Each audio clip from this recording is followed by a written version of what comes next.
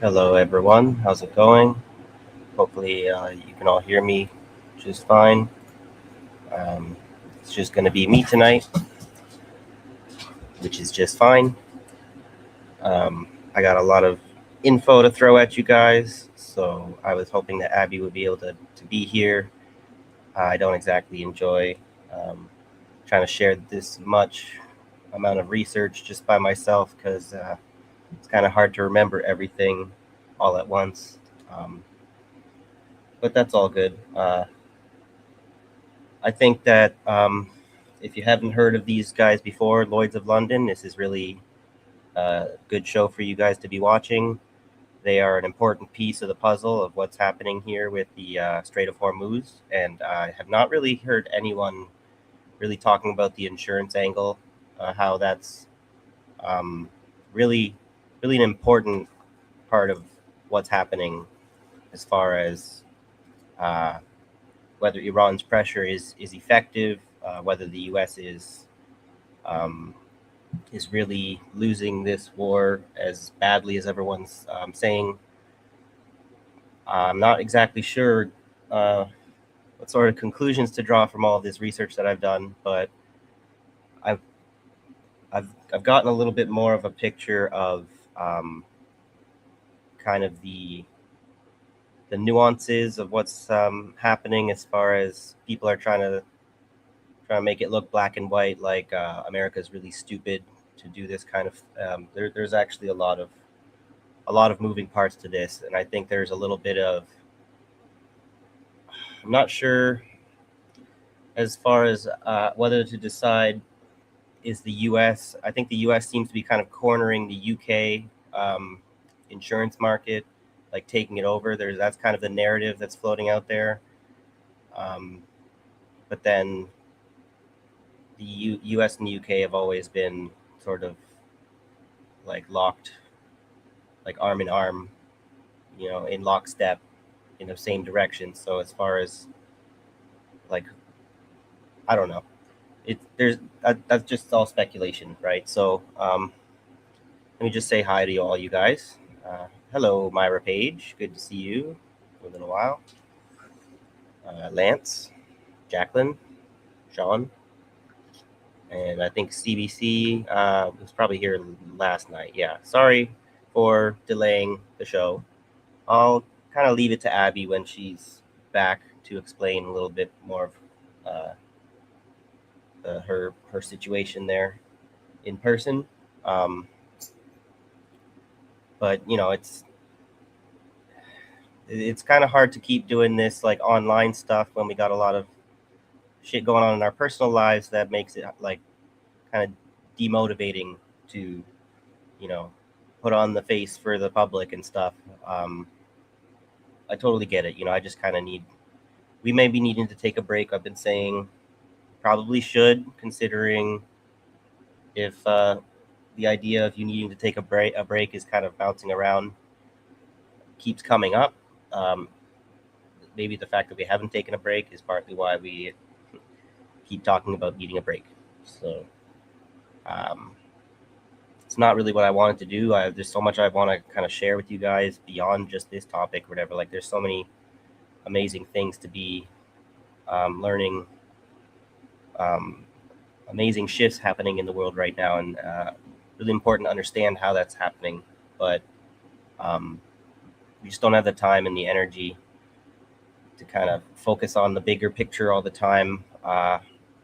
Especially like we're gonna have to get some funding issues sorted out as far as if you guys really appreciate our content. If you want to keep seeing more of it, we're going to need to fix a little bit of that. We're doing a lot of labor for free, and it comes at the cost of time spent doing this instead of chasing money like every other normie, rational person trapped up in the capitalist system. At least them going to work at their fucking slave wage job is bringing in money, and me doing my so-called resisting online by sharing information that really, if more people knew, would actually make a fucking difference. But it doesn't matter, because the whole thing about this online shit is they've made it into a seriously crazy uphill battle that you'd have to be kind of a moron to fight by yourself. So we need some of that collective action, some of that financial support. So I guess in light of that, briefly, I'll just share my Ko-fi here. If anyone has the uh, opportunity, the spare change, I'd appreciate it. And before I get started, let me share the GoFundMe's that we have been supporting uh, in the last several months. So I got too many tabs open. Where is the StreamYard?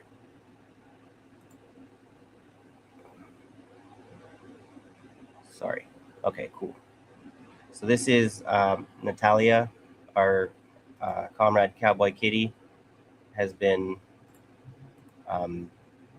asking for quite some time for assistance with his sister-in-law, who's been illegally detained by ICE. You know, it's just a legal farce. This has happened to a lot of people. There's been some changing of jurisdiction where she has a possibility more now than ever of actually getting out, getting some kind of getting out of legal limbo. So all of the funds will go to her legal defense and to help her get her life back together after this is resolved. So she's Ukrainian immigrant who is being discriminated against for no apparent reason, while the Americans pretend to be supporting Ukraine and all that shit. Right? This is their support for Ukraine right here. So please support this working mom.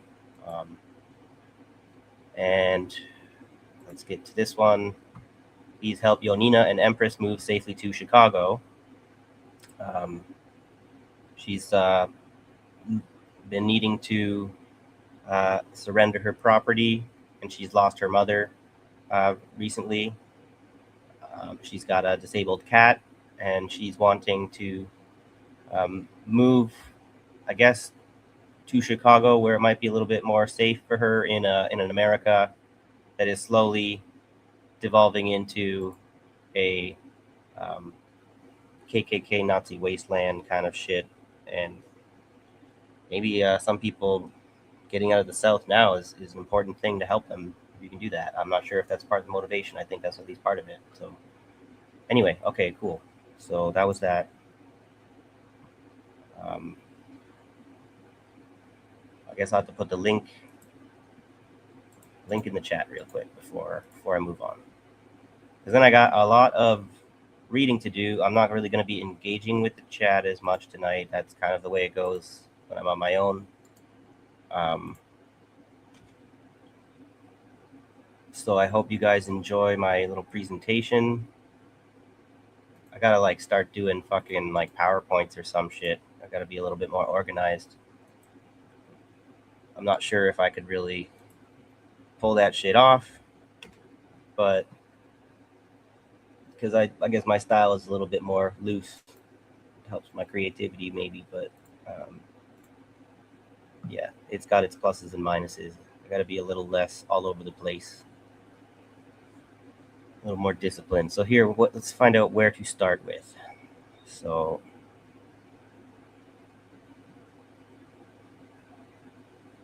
let me just find my not my primary source, but my opening source.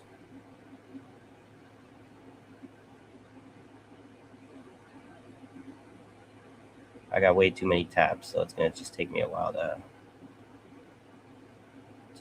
look for the right one. But one thing I don't like about StreamYard is when you go to share the link, it's all scrambled up in a different order than it is at the top of my screen. So that's why it's taken me a little moment to find out whatever my starting place here.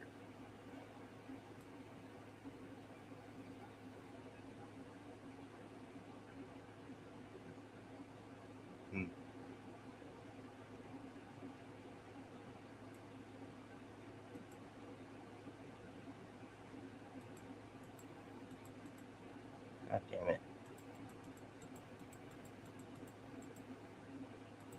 took the time. I had time to go pick out the first one I want to start with, and now I can't find it or whatever. Because I have to wait until it's live to find this little menu here. So,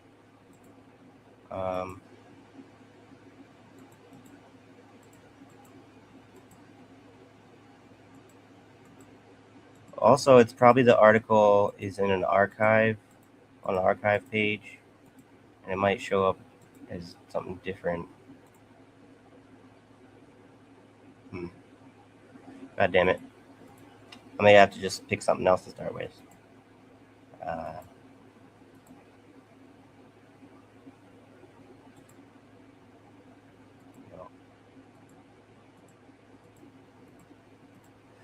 Bear with me, guys. Pardon me.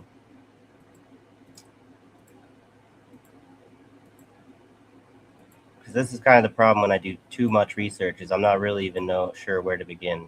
So, okay, here. There we go. Fuck. My bad. So let's make this a little bit bigger. Let's see if that's big enough. Okay. So oil is locked down at Lloyds, not in the Strait of Hormuz. The insurance market of the British capital is one of the key thermometers to measure the extent of the paralysis of crude oil trade in the Persian Gulf. And so this is basically something that they're probably talking a lot about behind doors. The government people making these decisions, and it's not something that they really want to be making as part of their press releases and having their fucking propagandists in the media talking about all day long. This is the Lloyds of London, the marketplace that we're speaking of. So without insurance, no ships sail. That's why at number 1 Lime Street in the heart of the city of London, Donald Trump's words have a relative impact. You can say one thing or the opposite, or that the war will end in the next 2 or 3 weeks after sending Iran to the Stone Age where it belongs, or that the Navy's aircraft carriers will protect the passage of oil tankers through the Strait of Hormuz, or even more, that it will be the Western allies who will have to do it, either by warlike or diplomatic means, such as those discussed on Thursday by the 35 countries that, with the United Kingdom as host, met virtually to analyze the alternatives to the blockade of oil flow in the Persian Gulf. But if the President of the United States believes that the problem will be solved with the deployment of an invincible Navy or equivalent in those waters, he is mistaken. At least that is what some industry specialists consider, such as Catherine Rooney Vera, chief strategist at StoneX Group Incorporated. Excuse me. A global financial services company specializing in maritime and cargo risk coverage. Rooney Vera stated in a briefing at the end of March that what determines whether crude flows resume is insurance. And borrowing the famous Zen metaphor, the one that says, when the wise man points to the moon, the fool looks at the tip of his finger. The analyst argued that to have a reliable thermometer of the current crisis, one should not look at the price of a barrel of Brent, which is, I guess, what they're calling the tip of his finger, whether it rises or falls, but at the war risk premiums of Lloyds of London, which have gone to the moon. In summary, she argued that the crisis will be resolved when Lloyds says that the strait is once again insurable. This was also summarized with a complimentary phrase in his reference, blah, blah, blah. So, yeah. Phrase is reference podcast by Richard Mead, editor-in-chief of the prestigious Lloyd's List, one of the oldest and most influential publications in the world in the maritime transport sector. It's not that the market has closed, it's that the risk has become incalculable, which is actually, for the too big to fail people, not necessarily a bad thing. So as far as counting American capitalism out, whatever, it's not necessarily down and out yet, whatever. Everything's kind of hinging on how these next 6 months play out. Lloyd's List analysts recall that more than 20 ships have already suffered the effects of the war. The drop in transit has been such that last Wednesday, only 25 ships sailed through the Strait of Hormuz, usually between 150. We all know that kind of stuff. This article is from April 3rd or March 4th. So a lot of this is going to be kind of a little bit outdated news, but it's kind of outdated news that unless you're a capitalist or an insurance fucking bloodsucker, you're maybe not really following this kind of stuff. So,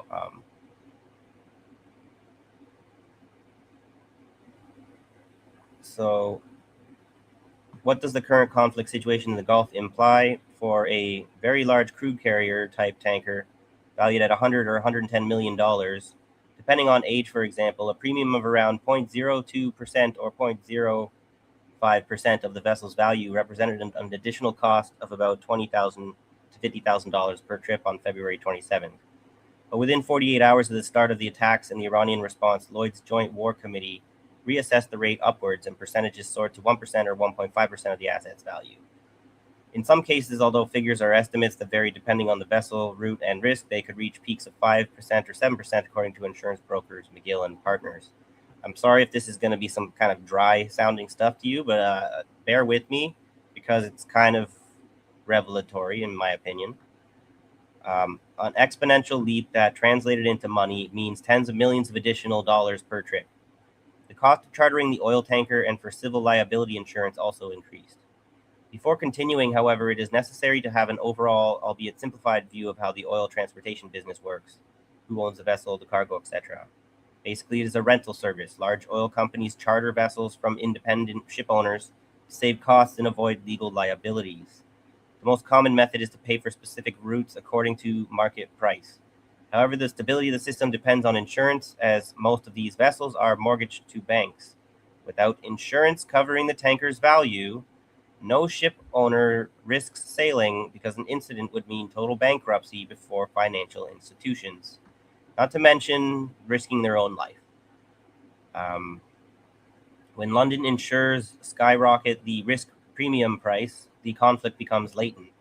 As this extra cost usually falls on whoever sends the oil, the price of transportation per barrel increases so much that it ceases to be profitable. If the cost of insurance is prohibitive, the vessels remain in port. The ship owner cannot move them because they do not have coverage for their mortgage, and the oil company cannot charter them because the numbers don't add up. The figures for the risk premium are not born in a vacuum.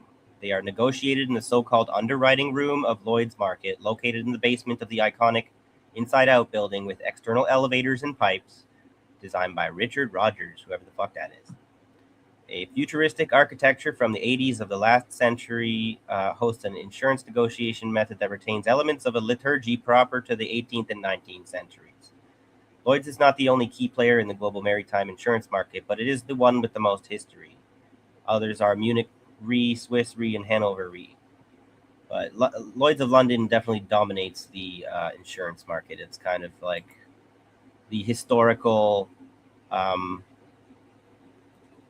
like heart of the global maritime like specialist insurance. There may be like other kinds of insurance that they're not the dominant player in, but when it comes to specialist, especially wartime insurance and maritime insurance, their syndicates dominate like 90% of the global cargo traffic. So this is where some of these sources kind of downplay the significance of these people they probably do business with. How's it going, XD? Good to see you. Just checking in to make sure that I haven't lost any audio, whatever. So let me just put on these freaking tickers. There we go. Okay.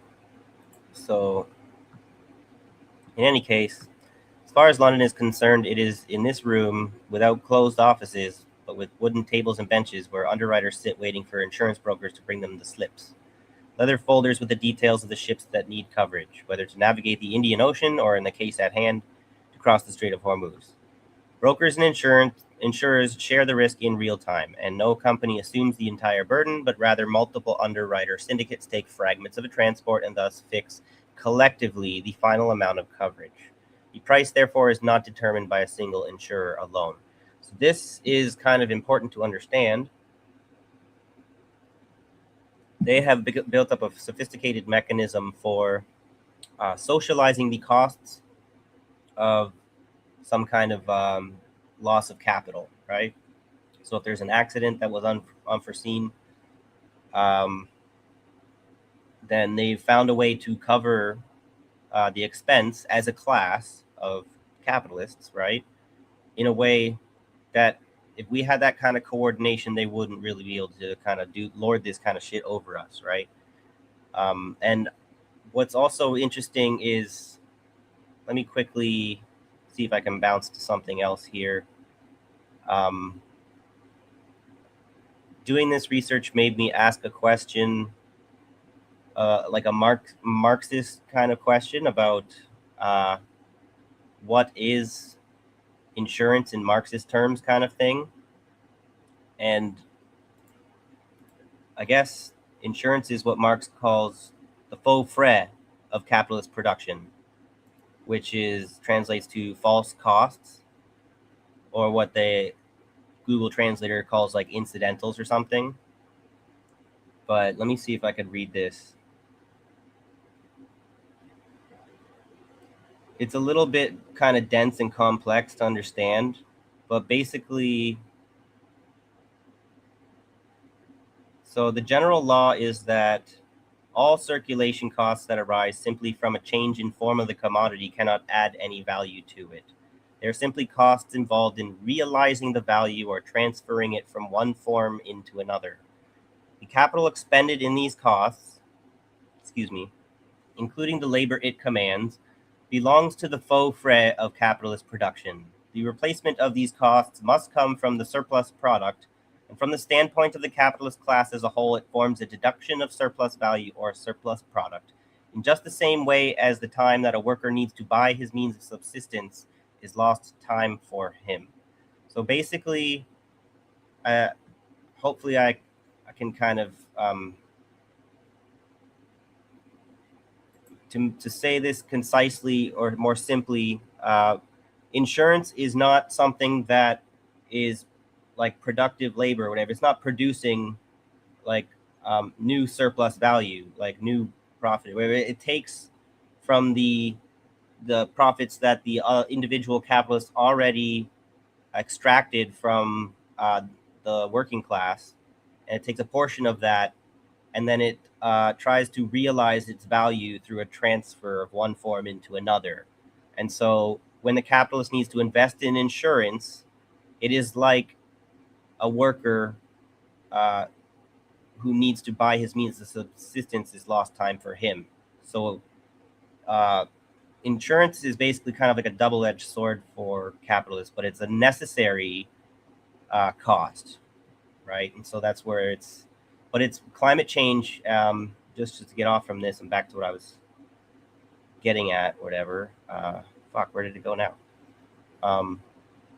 Climate change is like one of those things that Marx could have never foreseen, that has rendered some of these dynamics a little bit unworkable nowadays. So that's something that, as socialist, communists, whatever, especially those of us who are like the dedicated Marxists who are trying to actually apply the Marxist theory that you pick up from the like actual old school literature and shit.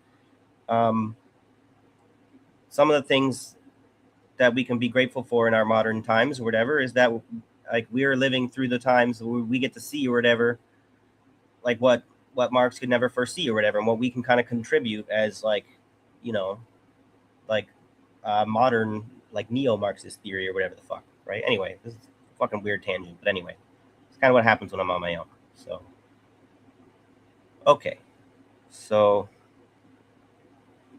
despite the increase in the war premium 3 weeks later, and the situation has not changed, the Lloyds Market Association, the professional body representing the interests of all agents operating in the Lloyds insurance market in London, reported through one of its top executives that insurance continues to be available at the right price. The right price is too high, and the risk of losing ships due to the impact of a drone is also too high, ergo oil is not flowing as before. Not only oil trade has stopped, dry bulk vessels and fertilizer transports have been reduced to a minimum. In addition to 20% of crude oil trade, the Strait of Hormuz is also the vital conduit through which a third of the world's fertilizer supply circulates. Cargo insurers have followed the trend of ship insurers by increasing premiums so that the price of the final product is skyrocketed in international markets. This is all very unsustainable, and it's good that this is kind of I wish that people were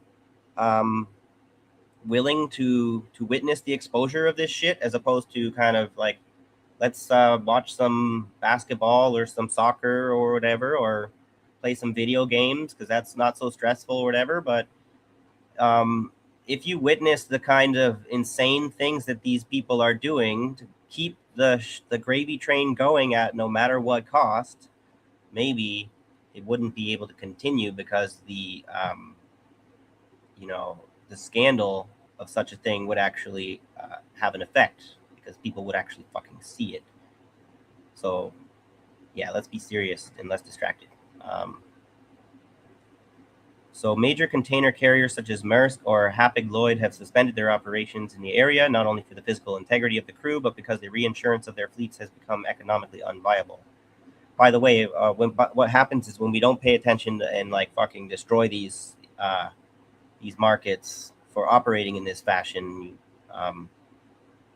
what they end up doing is just they take this crisis and they use it to set the new bar higher so that they can make even more money in the next decades to come. And that's likely what is going to happen because people will probably stay asleep, right? No matter what happens, the capitalists tend to come away making money even if nations fall. So faced with this situation, the United States government's response to try to create a kind of public syndicate for $20 billion in reinsurance to the International Development Finance Corporation has been met with skepticism by the City of London. This mechanism is designed to act as a safety net for insurers and to absorb part of the losses in the event of a catastrophic scenario. In fact, British underwriters insist that the problem is not a lack of capital, but a lack of physical security in the Persian Gulf. Because the ship does not sail if its insurance costs more than the profit it generates, or if the risk of doing so is incalculable and not profitable. The insurance industry has made it clear that the normalization of premiums will only come when there are guarantees of effective naval escort or verifiable diplomatic de-escalation. Until Lloyds reduces its risk assessment in Hormuz, the oil blockade due to prohibitive insurance contract prices will remain. Some are already calling it the paper blockade. In these circumstances, maritime traffic through the strait will continue to be completely impassable, as much or more so than if its waters were full of mines or its skies were continuously overflown by drones with great destructive capacity. Okay, so that was kind of like longer than I maybe needed to read, but I want people to kind of get a sense that this is maybe the arrogant colonial kind of mindset that it doesn't really matter what the Iranians do to lock down their own strait, because really the fucking cartel that runs the insurance market of the world is like, fuck you, whatever, we lock down the strait, whatever, not you, right? With the fucking click of our buttons, the phone calls we make. So these people are like the most evil scumbags, right? So let's go.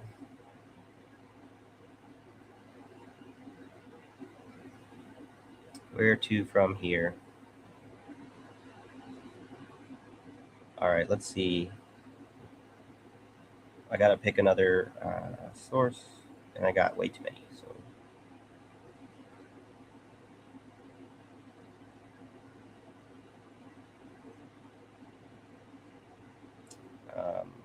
I need to have like a card, whatever, like some elevator music while because it's distracting to try and prevent the dead air and look for my new source here.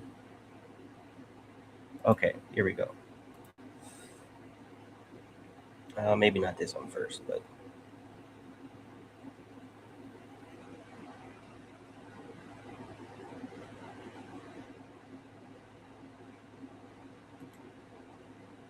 I think we'll do this one, and then we'll do the other one I just shared. Whatever. I just think doing this one first might be a little bit.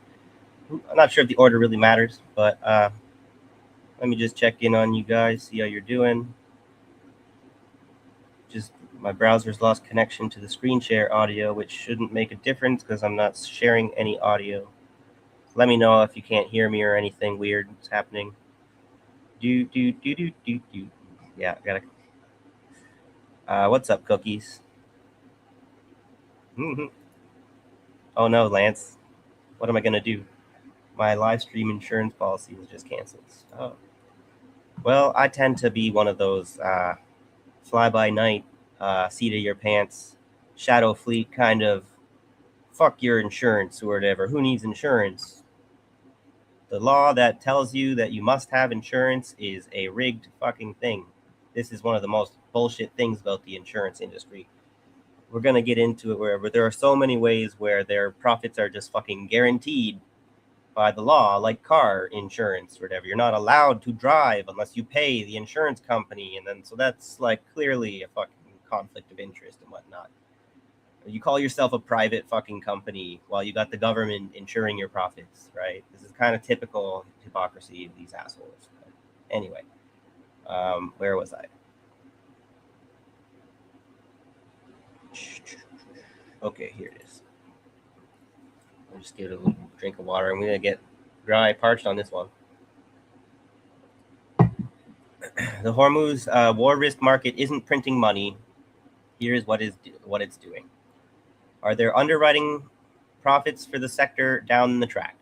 This is from much more recent. The last one was like from April, or this one's June 26, 2026, from insurancebusinessmagazine.com.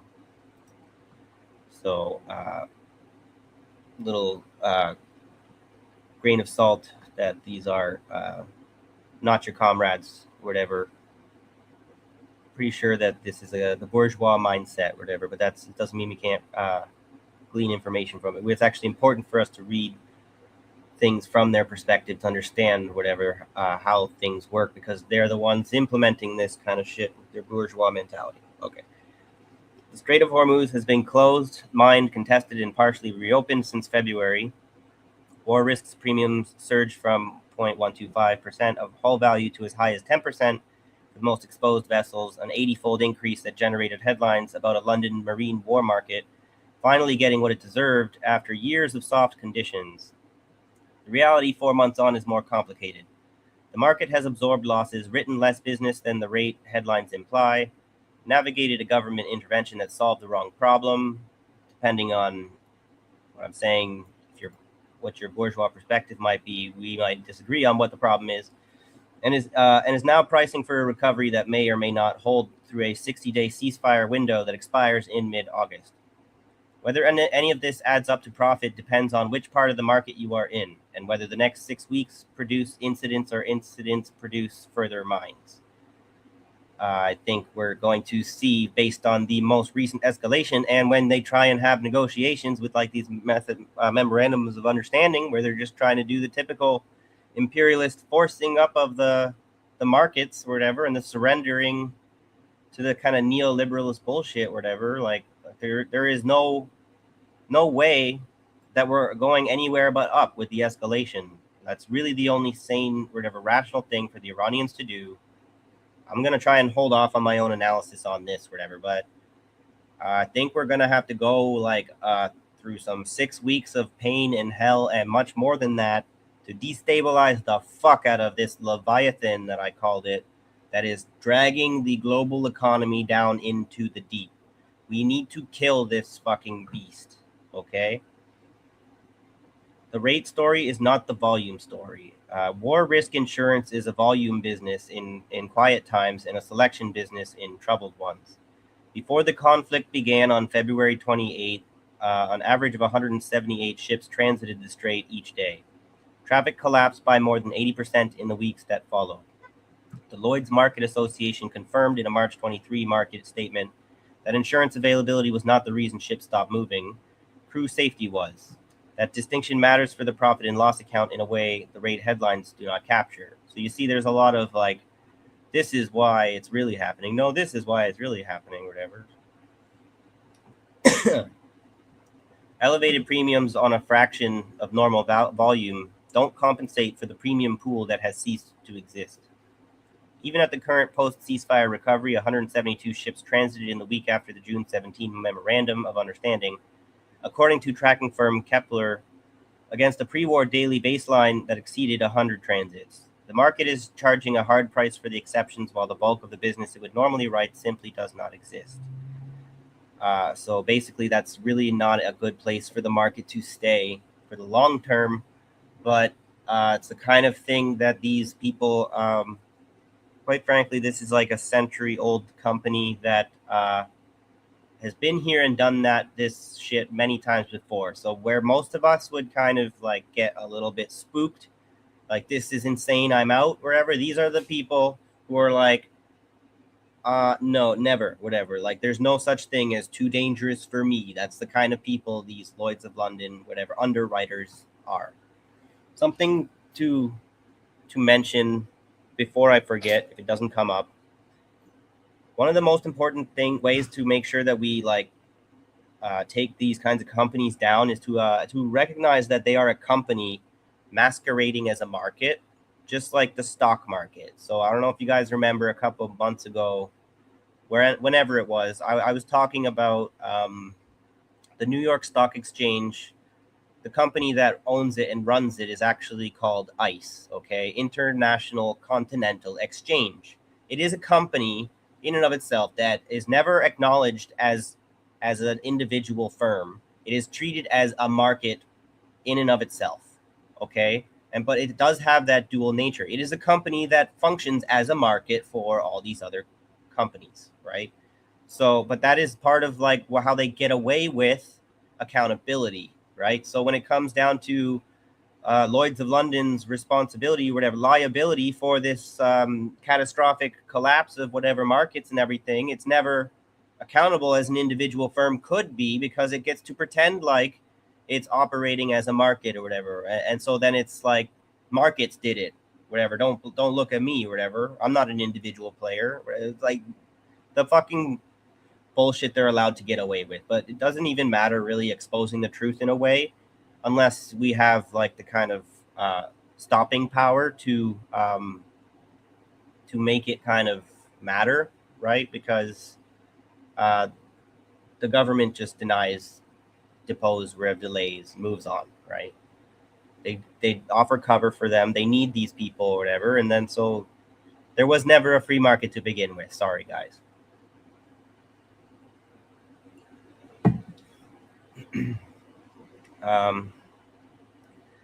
Ship owners who did transit have experienced this directly. The S&P Global reported in late March that a crude-laden Suezmax tanker's war risk premium reached $7.5 million for a single voyage, exceeding the $6.5 million freight earned on delivery. At those rates, the rational commercial decision is to anchor and wait, which is what several hundred vessels did. Insurers who priced correctly captured strong individual margins. Insurers who priced for volume were disappointed. Let me just make that a little bigger. The freight market is now providing real-time confirmation of that dynamic.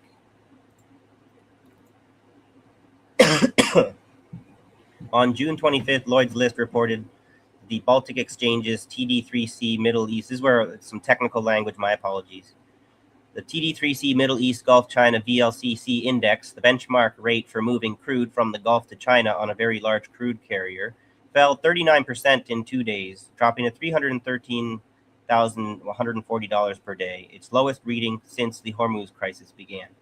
The drop was described by one broker as brutal and by an analyst as a violently lower repricing. It reflects the unwinding of the war risk premium that had been embedded in every fixture since February. A concrete illustration of how far rates had overshot, a VLCC fixture that had been provisionally agreed at world scale 410. I don't even understand what the hell some of this shit is. If you want to look it up, feel free. But I'm not sure how relevant, whatever. So had been provisionally agreed at world scale 410, failed because W410 was reportedly unworkable for the trader. The freight cost at that level made the cargo economics unprofitable. The market reset to W310 to attract commercial interest. The freight market and the insurance market are moving in the same direction, but freight is repricing faster.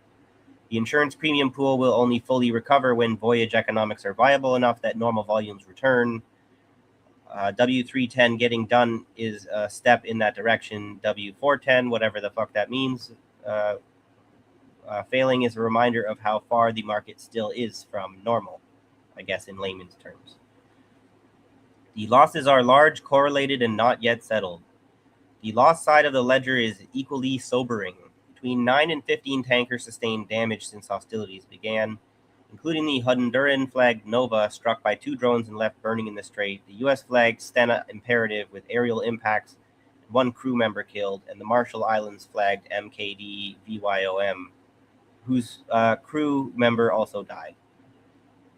4 seafarers were killed in a separate attack on a tug near the strait, and at least 1 ship was hit yesterday, which was like June 26th, which is like already fucking 2 weeks ago. God damn it. Shouldn't have done that. So Howden re-estimated that with at least 7 tankers hit at an average replacement value of $250 million each, implied industry losses reached up to $1.75 billion before cargo claims. That figure alone would have represented a lost year for a mid-sized specialist marine war underwriter. It does not include the broader accumulation that makes this crisis structurally unlike the Red Sea episode of 2023-25. Concurrent losses have run across marine hull, marine cargo, energy infrastructure, political violence, aviation, and trade credit, hitting the same reinsurance towers from different directions simultaneously. Saudi Arabia's Ras Tanura refinery, Bahrain's only refinery, and Karg Island all sustained strikes. Offshore platforms became effectively uninsurable at standard terms. The energy infrastructure claims will run for years. The aggregation problem is the one that should worry the reinsurance market most. As Howden Re noted in its March analysis, Hormuz 2026 is a rare multi-line insurance event testing the global reinsurance market simultaneously. A scenario previously categorized as extreme, it is no longer theoretical.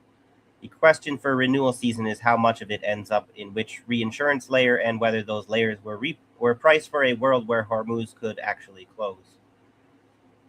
Washington intervened and missed the point. When private capacity repriced sharply in the first week of the conflict, the Trump administration moved with unusual speed to backstop the market. The U.S. International Development Finance Corporation announced a maritime reinsurance facility on March 6th, initially at $20 billion and expanded to $40 billion 2 weeks later, with Chubb as lead underwriter alongside Travelers, Liberty Mutual, Berkshire Hathaway, AIG, Star, and CNA as partners. I know that some of those names are familiar to you guys. The intervention attracted attention. It also attracted no business. As insurance business reported in May, the $40 billion facility has written 0 policies, which is a good sign, I think, for now. The reason is instructive. Washington concluded the problem was insurance availability. The LMA said publicly, and the market said privately, that insurance was available throughout, at a price. Steve Ogalukian, Deputy Global Underwriter Director and Reinsurance Director at the American P&I Club, was direct. The main takeaway here is that the reduced traffic going through the strait has nothing to do with what insurance is available or not available, he said. It's purely just a captain or a ship owner not wanting to put their crew at risk. Oh, so you're telling me maybe like the lower classes have a little bit more power over the big fucking money banksters with just their fucking personal free will? Just saying. The problem was not that underwriters had walked away from the strait. The problem was a war, and the DFC cannot reinsure a war into safety. This is where they kind of, the capitalists kind of believe that money makes the world go round, okay? And as much as like they have some power with like, oh, we're not going to fucking put our signature on that shit. What you going to do now? Can't have access to my money now. Well, guess what? The problem is not your, like,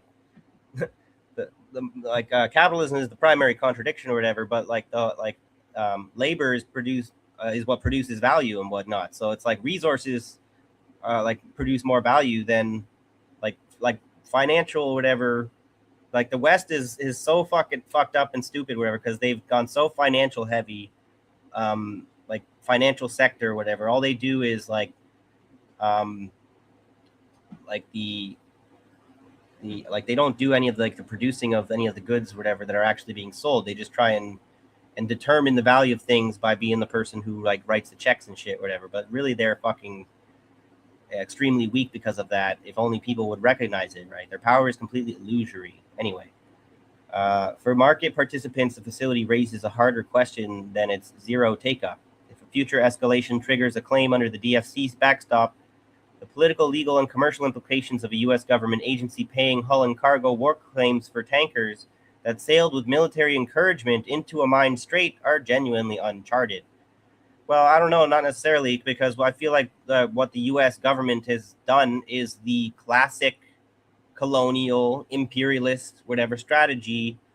They're trying to do the modern version of what the British Empire did historically, which is that they used the Royal Navy, like the firepower of the Royal Navy as like the backstop to guarantee like the global trade, whatever. They were the insurance between the insurers who had the backing of like the warships. That was how shit was, whatever, the Pax Britannica or whatever was established, right? And so the US is trying to, we're not in uncharted waters necessarily with that. The US is trying to do what every empire, where they're just demonstrating their imperialist character, as we've seen so many times now. The facility caps private sector downside, but it also complicates the risk selection discipline that makes war risk underwriting profitable over a cycle. Underwriters who can rely on a government backstop for the extreme scenarios have subtly different incentives than underwriters who cannot. That's a polite way of saying that's like the classic bubble, whatever you call it, like the classic dynamics that you get when you give someone else the opportunity to gamble and someone else can take the loss instead of them having it, like in the classic capitalist kind of purist capitalism idea. What guarantees the market success is when people have to eat their losses when they make a bad fucking bet. But when government backs the bet, whatever, that's where you get bubbles like crazy. And so I'm just going to share this tab here quickly in case I don't get to it, because this is like, they're doing this yet again or whatever. This is like something they've already done. They've already created a massive bubble on this. This is something that should infuriate every one of us, okay? Congress moves to extend the Terrorism Risk Insurance Act until 2034. What's the Terrorism Risk Insurance Act? Maybe most people don't really know that. Maybe I'm wondering if some of you guys in the chat might have heard of some of this stuff. Because this Terrorism Risk Insurance Act was the product of the 9/11, right? So the insurance industry was put into a massive crisis when 9/11 happened, but they made a fucking killing, all right? So there's something to be said about the Israelis were behind the bringing down of the towers, you know, as far as that's a conspiracy theory. You know, I think you should put a little bit more credence into that, whatever. Give it a little bit more of a chance, considering Israel's recent actions. And not recent actions, but actions over like since its existence, right? So it's actually not implausible whatsoever. It's completely plausible. So, but on the anti-Semitic trope, right? Just to be clear, on the left anti-Semitism or left anti-Zionism must remain distinct from right-wing anti-Zionism or whatever. It's the capitalist class as a whole that made massive profits from the 9/11 fucking conspiracy shit, right? It's not just the Jews and the Israelis who made all the money or whatever from the terrorist or whatever September 11 attacks, okay? It was the fucking dictatorship of the bourgeoisie that are still making money hand over the fist because of this shit, whatever, because of this Terrorism Risk Insurance Act, okay? This is a policy that they have never, that they insure a terrorist act, but then they never actually have ever paid out for any terrorist act that's happened in the last, whatever, 25 years. That's a little ridiculous, okay? All it is a way to fleece the public to get us to cover this Ponzi scheme of a fucking insurance, whatever, act, okay? So this is, on June 29th, 2026, the House of Representatives passed the HR 7128 TRIA Program Reauthorization Act of 2026. The act concerns the Terrorism Risk Insurance Act of 2002, which was passed in the aftermath of the September 11, 2001 terrorist attacks. TRIA requires commercial property and casualty insurers to make terrorism coverage available, although purchasing such insurance is not required. In the event of a terrorist attack, the U.S. Department of the Treasury allegedly would cover a portion of the losses incurred by these insurers, but they intend to be the ones who carry out terrorism every day and then never actually pay out when, obviously, right? TRIA has been renewed 4 times since it passed with it was supposed to be temporary stabilization of the insurance industry. Remember, like the fucking income tax during World War II or 1 or whatever the fuck? Never trust them when they say it's going to be a temporary imposition of a cost on you. Whatever, it's always permanent if they can make it so. It's been renewed 4 times since it passed, with the most recent 2019 renewal set to expire in December 2027. The act would extend this expiration an additional 7 years to December 2034. Additionally, the act increases the amount of property and casualty insurance losses required for certification under the program beginning in 2029. Oh, so it basically makes it so that they make even more money with it. That's the hard, like, it's a fucking money laundering scheme. And outlines public notification requirements regarding the determination process for whether an act qualifies as an act of terrorism. The act passed in the House and has since been sent to the Senate for consideration. Okay, anyway. I'm going to jump around a little bit tonight, guys. Bear with me. I hope it all makes sense, because it seems to make sense to me. I feel like I'm putting shit together that makes wherever a few connections, but then I don't know if it's if people are having a hard time following me sometimes, or if I'm not making sense or whatever. It's always kind of hard to figure that out, but hopefully this kind of show will be of value to you guys. Now I got to find my fucking where I was at. Shit. Well, I guess actually, good thing I found this, but this is a little more on what I was saying. Congress prepares to renew $40 billion. The terrorism risk, whatever, has never covered a single company from terrorism costs and has earned $40 billion in revenue for insurance companies, but Congress is too afraid to end it, right? So that's a massive problem that nobody talks about for some reason. Okay. I think we were on this one. Yeah. Okay. Yeah. Underwriters who can rely on a government backstop for the extreme scenarios have subtly different incentives than underwriters who cannot, right? So they're just trying to do the 9/11 playbook all over again with Strait of Hormuz crisis because it worked spectacularly, right? So let's not let them, whatever, fool me once, fool me twice, right? What the London market actually did. The specialist London market did not retreat. It expanded carefully. Beazley launched a $1 billion marine war consortium at Lloyds in April, $500 million for hull war and $500 million for cargo war, backed by Lloyds syndicates and London company market insurers with scalable third-party capital behind it. This consortium demonstrates the agility of the market to respond to the needs of global supply chains, said Adrian Cox, chief executive of Beazley. We have been able to swiftly coalesce our market's combined expertise to deliver a highly specialist solution that will assist in keeping global trade moving. Patrick Tiernan, chief executive of Lloyds, framed it as the Lloyds model at its best, capital and expertise aligning not only to address immediate pressures, but to anticipate future requirements. Lloyds and Chubb then launched a further consortium this week, offering $200 million in primary capacity for hull and P&I risks, and a further $200 million for cargo available from June 19th, subject to underwriting criteria and sanctions screening. Shanks screening. Even Evan Greenberg, chief executive of Chubb, said the consortium would give brokers and clients a straightforward solution while demonstrating the industry's role in supporting global commerce. The appetite is genuine, so is the selectivity. So Calvin Gray, global head of marine at Intact Insurance, told Insurance Business the market will be deployed selectively based on real-time assessments of risk rather than political announcements. That selectivity is the point. The underwriters who emerged from the Red Sea crisis in reasonable shape were those who priced for what the risk actually was, declined voyages they could not model, and did not chase volume because rates looked attractive in absolute terms. The profit window is probably ahead, not behind. This is where I'm saying, if this is, it's not over till it's over. If the Iranians don't, I'm not saying they don't know what they're doing or whatever, but like, if they don't play their cards carefully and properly, the West knows how to make a lot of money off of some fucking insane shit. And this is like what they do best, I guess, right? So I'm sure they know that.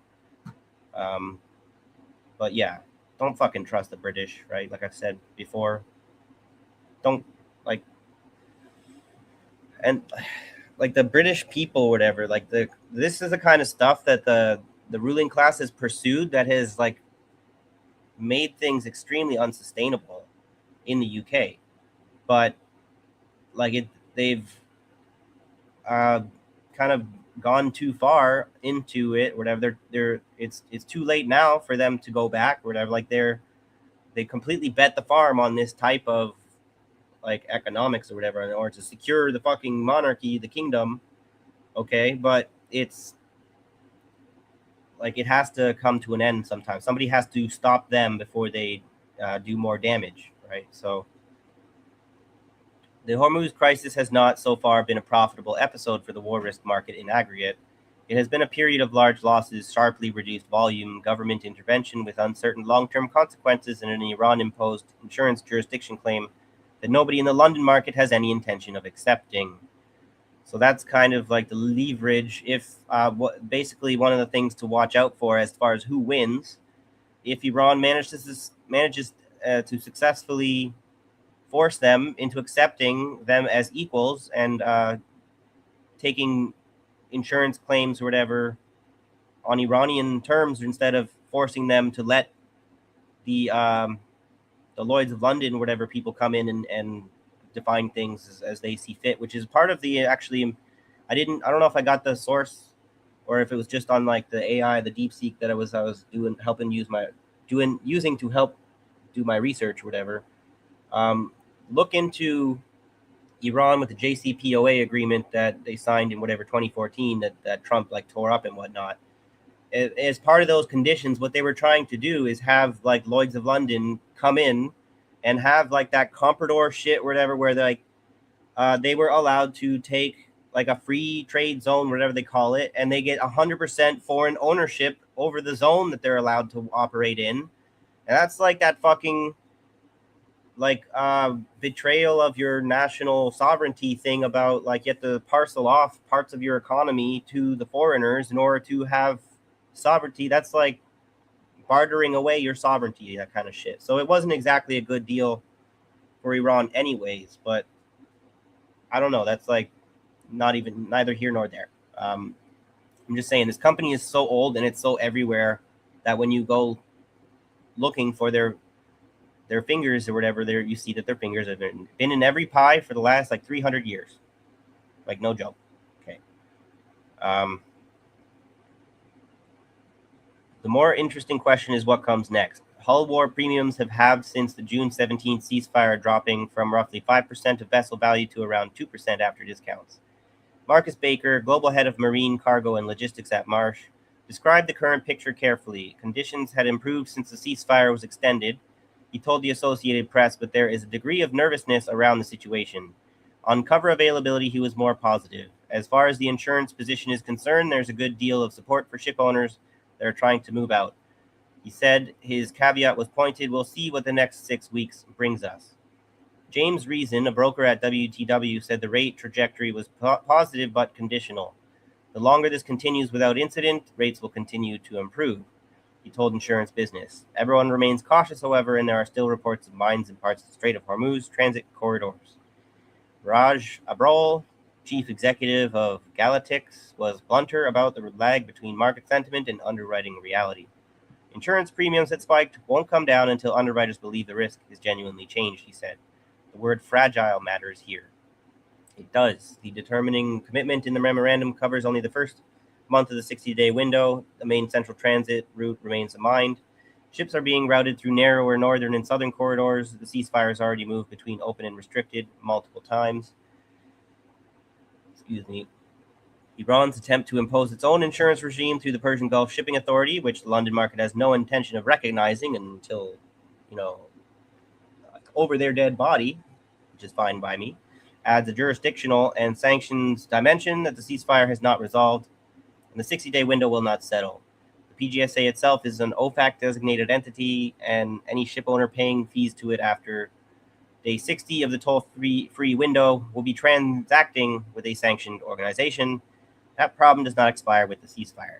Oh yeah, by the way, Lloyds of London is basically extremely important as far as enforcing sanctions on behalf of the U.S.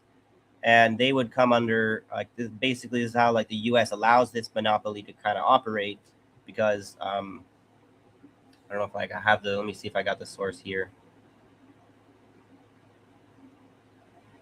Because they have actually been caught. Of course, any company with this kind of power, they've been caught doing the insurance for these shadow fleet people if they can get away with it, and then enforcing the sanctions if the U.S. turns its fucking Eye of Sauron on them, right? So,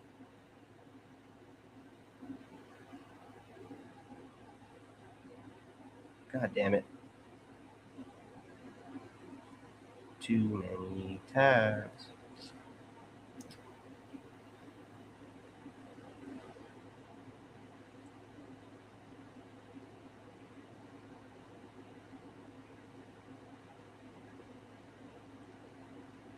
I'm just trying to find the evidence, or whatever, the receipt about them. Here. New Zealand insurer secretly aided Russia's shadow fleet in 17 billion oil shipments. Okay. So my point is like these insurance companies where they're like a cartel that all around the world. So there are these companies in New Zealand and whatnot that get reinsured by the company like the Lloyds of London in the UK. And so if you guys are or whatever wanting to look up this kind of headline, let me just make sure. I thought it said in here somewhere that there is a connection between this New Zealand, this Maritime Mutual or whatever. I digress a little bit. I know this isn't exactly the best of content, whatever. This is where it's hard. Okay, here, yeah. Reuters also discovered that Maritime Mutual reinsured through major Western firms within the Lloyds of London market, including Munich Re, MS Amlin, and Atrium, with global brokers Aon and Lockton facilitating the deals. That means some of the world's largest insurance players were indirectly involved in a system providing coverage for shipments of Russian and Iranian oil. So this is where it gets real dirty. So as far as supporting the resistance or whatever, yeah, well, guess what? The Iranians and whatnot are willing to do deals with fucking London if they can, for as long as they can, right? They're not as I feel like that people buy way too much into whatever. They claim to be a holy man, and so they must really believe in that shit, whatever. It's like the fucking oldest con of all time, okay? But you can't really say this shit right now without being excommunicated from the revolutionary resistance who are supporting these people who are, if they were more critical of them, they would see are basically like when they feel it's necessary to do the real politic of making deals with the people that is our enemies, right? Our worst arch enemies and whatnot. So let's just move on here. Let's not get hung up on this. But here's the open sanctions. Lloyds of London is an entity of interest. It's not found on international sanctions lists. So Lloyds of London spokesman said the company is reviewing the implication of reimposition of previously suspended U.S. sanctions against Iran and will issue guidance. So that basically they'll comply. U.S. officials considering targeting big financial firms, including Lloyds of London, in a bid to impose tougher sanctions on Iran. Lloyds covered less than 10% of the shipping that carried refined oil to Iran. If new sanctions were put in place, we would immediately take action to make sure underwriters were compliant. And so by doing that, then anybody that they basically revoke, they say if you going to deal with who Washington says you're not allowed to, whatever, you're not allowed to have insurance with us. And because they control 90% of the fucking insurance market, whatever, of the fucking shipping containers, then that's an effective way to enforce sanctions, whatever, by the U.S. getting its British bitch, whatever, to do whatever on command, right? So as far as the idea, let me see. Share this one here quickly. I read this article on Substack the other day. I agreed with it. So really good article. Check it out, please. The Political Theater of Frederick Mertz, 7 Trillion Reasons a Transatlantic Divorce is Not Going to Happen. Okay, by Ryan Perkins on Substack. So basically, their economies are way too heavily invested in each other for them. This idea that the UK and Canada or whatever and Europe is decoupling from the US because the US is being such a big meanie. No, they are vassal states. They are completely at the mercy of the US or whatever. And so as much as like this is where one of the narratives you got to be careful in the independent media these days. There's a lot of blame on Europe as if whatever Europe's big responsible whatever. How dare Europe if they're so short-sighted, those goddamn Nazi Europeans whatever. They are being forced to do like the US has got them by the balls completely and is squeezing as tightly as they possibly can. Okay, don't pretend like the Europe and the UK are some kind of like independent sovereign fucking nation at this point. That's the way like this American hegemony has worked for a long fucking time. All right, I gotta find my tab here again. God damn it, I should close some of these up.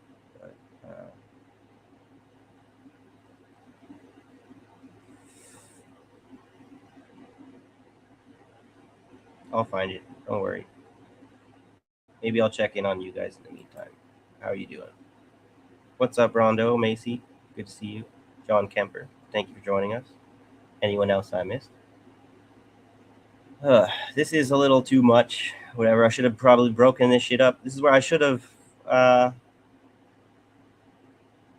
made this into 2 episodes or something, but I'm going to get into the history of this company in a minute. I wanted to start with some of this more modern kind of stuff in case the episode got too long, and it kind of because it's really important to understand their actions here and now are like they're a big player in the events happening. So if you don't understand their role, maybe you should try, right? Okay. Where is my other tab gone? Where could it be? Well, for the sake of time, maybe I'll move on because you're kind of getting. Oh, here it is. Finally, good. Just in the nick of time. Okay, I think we're almost at the end of this one. So any ship owner paying a fee after the 60-day window will be paying to a sanctioned organization, which is why I went on that tangent. That problem does not expire with the ceasefire. The market that comes out the other side, the rates at 2% on recovering volumes scenario, if it holds, is where the profit opportunity actually sits. So it's the way that they set the table again after everything comes back down to normal is all about how who makes the money. So not during the crisis itself, but in the extended repricing period that the market earns after demonstrating it can price, write, and pay claims through an active war scenario at the world's most critical maritime choke point. Howden Reed's assessment that the Red Sea 2023-25 and Hormuz 2026 together represent a permanent structural repricing of the marine war risk baseline is the key long-term claim. If that baseline holds, the market that maintained discipline during the crisis, preserved its pricing integrity, and expanded capacity selectively will find itself writing structurally better business at structurally better rates for years. Just like the way they made fucking killing off of 9/11. Okay, they got to raise insurance rates on everybody when 9/11 happened, when they made it happen, basically, right? And they've never really been able to ever go back down ever since, right? So the JWC listed area designation will not be formally removed until there is sustained incident-free passage, a settled geopolitical picture, and formal evidence that the demining is complete. And every actuary modeling maritime choke point risk now knows with specificity that no model previously required that the Strait of Hormuz can be closed. That knowledge is priced into every future renewal, every reinsurance tower, every aggregate limit that covers Gulf exposure. Does not go away when the mines are cleared. Whether this year's accounts show a profit depends on where in the market structure you sit, which voyages you wrote, and whether the next 6 weeks are quiet. On June 25th, the same day the TD3C dropped 39%, a vessel identified as Ever Lovely was attacked in the region. The war risk premium that the ceasefire had begun to deflate may take days to price in. A single incident can raise it again in hours. The next 6 weeks started yesterday. So hopefully you guys appreciated that article. It's a little long-winded, but got to kind of hear from the experts in the industry, I guess, if you want to call them that.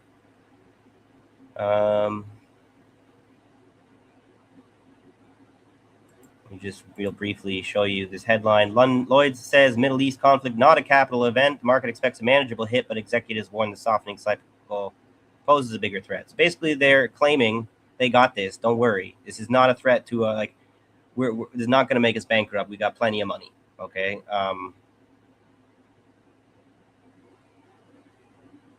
Let me try and find here though. Okay, I should have grouped these up a little bit better, but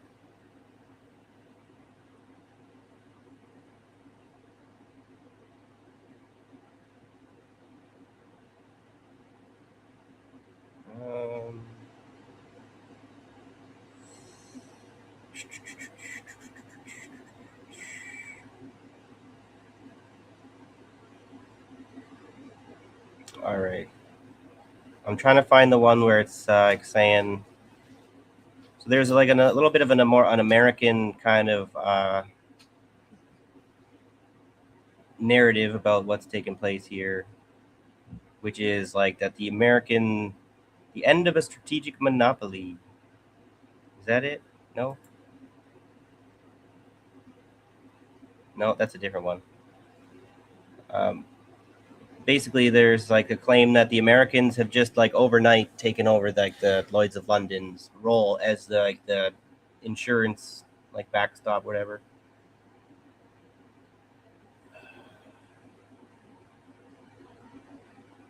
Yeah, I definitely brought way too many fucking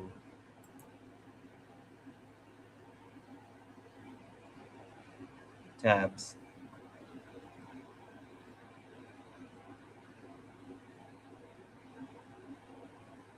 My bad, guys. Not the best content tonight, or whatever, but I'll find it.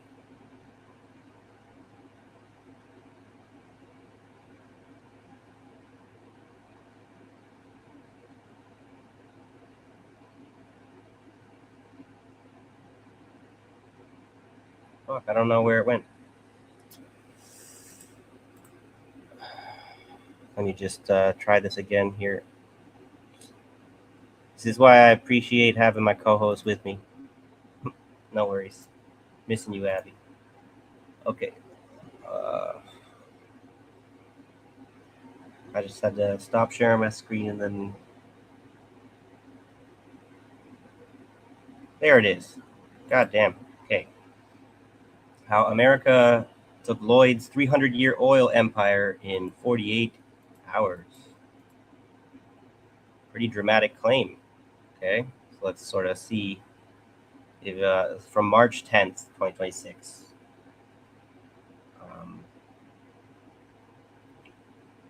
Let me just double check.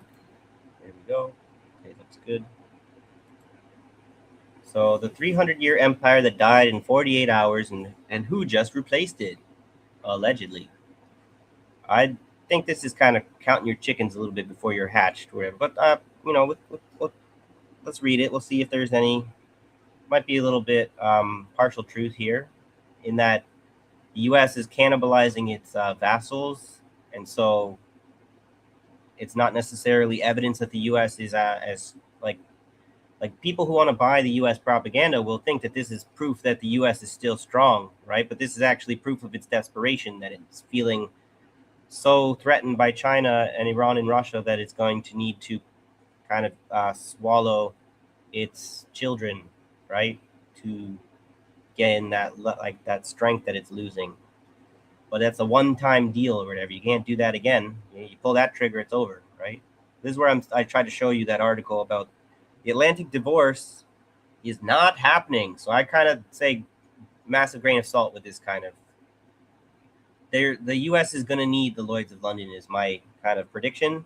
They're going to continue to work with them. They're maybe going to try and vassalize them a little bit more, whatever. But really, they kind of it can't act as such a unipolar kind of like it needs allies as much as it needs. Like, the might make right shit is false, basically, right? It needs some other soft power or whatever. It needs imperialist or whatever. What do you call them? Co-conspirators, co-perpetrators, right? So something fundamental shifted in global power last week. It happened quietly, without a treaty signing or a military declaration buried beneath the noise of oil price headlines and diplomatic communiques. But its implications for who controls the world's energy infrastructure and therefore the world economy are as significant as anything that has happened in the past 3 decades. For over 300 years, Lloyds of London has underwritten maritime insurance for the tankers and cargo ships that carry the world's oil, gas, and goods.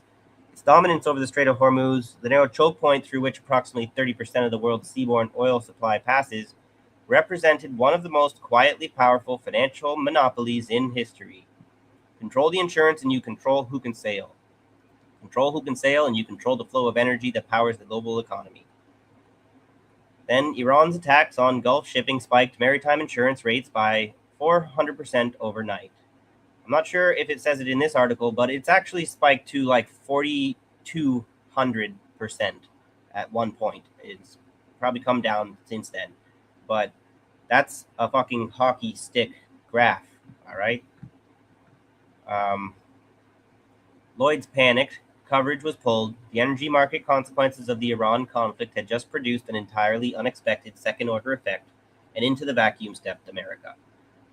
The 48-hour shift. Within 48 hours of Lloyd's withdrawal, 2 things happened simultaneously. The U.S. Navy, operating through U.S. Naval Forces Central Command, expanded its escort operations across the Gulf, effectively offering the physical protection that insurance underwrites. And American insurers began moving to replace Lloyd's coverage entirely, stepping into a market that British financial infrastructure had monopolized since the reign of William III. And this is also precedent for this. I was looking into this. The British government had to step in and take on the risk for the private insurance market during World War II, and but they didn't like abolish whatever Lloyd's, whatever they worked like hand in hand with them to kind of cover the war risks so that Lloyd's could keep covering the private market and whatnot. And so the Americans are, nothing is new under the sun, whatever. They're just reiterating the fucking colonial imperialist playbook. And if you knew what that book was, you'd be able to fucking predict what they're going to do next. It's not like some kind of insane magic, whatever, right? So the Crown's 300-year chokehold on global energy insurance was severed. Okay. Grain of salt, not by war, not by sanctions, but by filling a vacuum created by an institution that blinked at the wrong moment. The geopolitical message was unmistakable. America now controls both the physical escort corridor through the world's most critical oil shipping lane and the financial infrastructure that makes commercial shipping through it possible. The strategic and economic stakes of the Middle East conflict have just acquired an entirely new dimension that most market analysts are not yet fully pricing. That's the financial analyst or whatever kind of bullshit, eh? But this is one thing, in case I don't get to it in the other source. Lloyd's, like 50% of their market is the US and Canada, whatever. The majority of their money is made in insurance in the US, okay? And so it's like if one goes down, you guys go down with it, right? Like there's fucking show I was watching just before I went live, like David Graeber Institute, whatever. Check it out if you are interested. They were mentioning something called a daisy chain, where they're using each other's debt, or whatever, to fuel like their investments. Okay, so as much as this is European Business Magazine, by the way, interestingly enough. Okay. This is a European business magazine. I don't know if this is an American magazine about Europe or probably, or a European business magazine about the US. But anyway, what they're trying to claim here is that America now controls both the physical escort corridor through the world's most critical shipping lane and the financial infrastructure that makes commercial shipping through it possible. But this is like in those fucking movies where you got the gun to their head and they got the knife like to your throat, kind of. That's how America and the UK are going to get through this for now. So The oldest playbook in the world. This is not a new strategy. It is the oldest playbook in geopolitics. It is the imperialist playbook, like I said, the colonial fucking playbook. Applied with modern speed and precision. Britain understood it for 3 centuries, controlled the supply chain, controlled the insurance, controlled the financial flows, and you hold invisible leverage over every nation that depends on what moves through that supply chain. The British Empire was built as much on Lloyds and the City of London as it was on the Royal Navy. The two worked in concert, and together they made Britain the indispensable nation for global trade. Trump has applied the same logic in 48 hours. The shifting dynamics of U.S. global power in the Middle East have taken on a new and concrete dimension, one that will outlast the current conflict regardless of how it resolves. Once American insurers establish relationships with Gulf shipping operators and American naval escorts become the operational standard for Hormuz Passage, those relationships do not simply dissolve when the shooting stops. I think you're living in the future a little bit, because I'm pretty confident still that Iran is not defeated at all. And you may very well not have any of this materialize, but if you want to live ahead in the future a little too much, whatever, by all means, never correct your enemy when they're making a mistake. According to the International Maritime Organization, approximately 21 million barrels of oil pass through the strait, blah, blah, blah, in normal conditions. The entity that insures and escorts that cargo does not merely collect the premium, it holds a structural position in the global energy economy that translates directly into diplomatic leverage, intelligence access, and economic influence across every nation that imports Gulf energy. That is now America. Ooh. What this means for Britain and Europe. For the UK, the implications are uncomfortable. Lloyd's withdrawal was not an act of strategic calculation. It was a risk management decision made under acute commercial pressure. But the consequence is a permanent reduction in British financial infrastructure's role in the most strategically important shipping corridor on Earth. Actually, what this guy is not mentioned, this article is not about China at all, but what is going to be a permanent reduction in the British financial infrastructure, in the infrastructure's role, is the growth of China as like the main market. And so they're trying desperately to not be like replaced by like Shanghai or something, right? But it's kind of seems pretty inevitable. And so they'll come up with different explanations as to what the reason for the permanent reduction in British financial infrastructure's role in the global economy is, whatever. But basically, it seems like China and the U.S. are both happy to kind of eat the City of London from two sides right now. I guess nobody really has any fucking sympathy for that victim, obviously. The long-term consequences for European financial influence in global energy markets are significant and largely unexamined in the current coverage of the conflict. Europe, which imports a substantial proportion of its energy through Gulf routes, now finds itself doubly dependent on American goodwill for both the physical security of those routes and the financial infrastructure that makes commercial shipping through them viable. That dependency has always existed in military terms. It now exists in financial terms too. Yeah, Europe is fucked, all right? That's what a lot of people have been trying to tell everyone for a long time.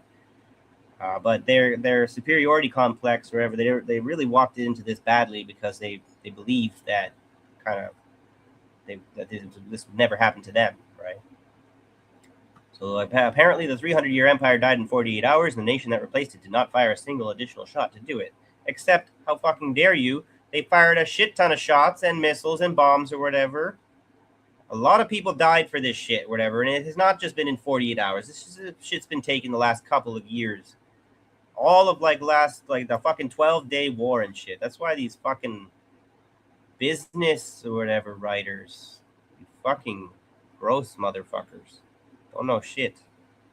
Arrogant assholes. All right, where was I going from here? Okay.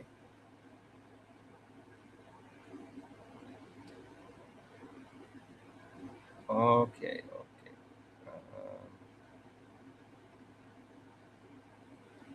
Right. I was going to share this one a while ago, but here we go. So this is a little bit of another take on this. We'll compare and contrast what the people who write about this shit all the time, or whatever. This is like me stopping in on a topic that I'm not an expert in, right? But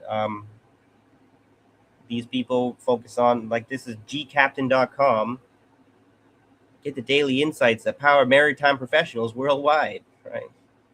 Anyway.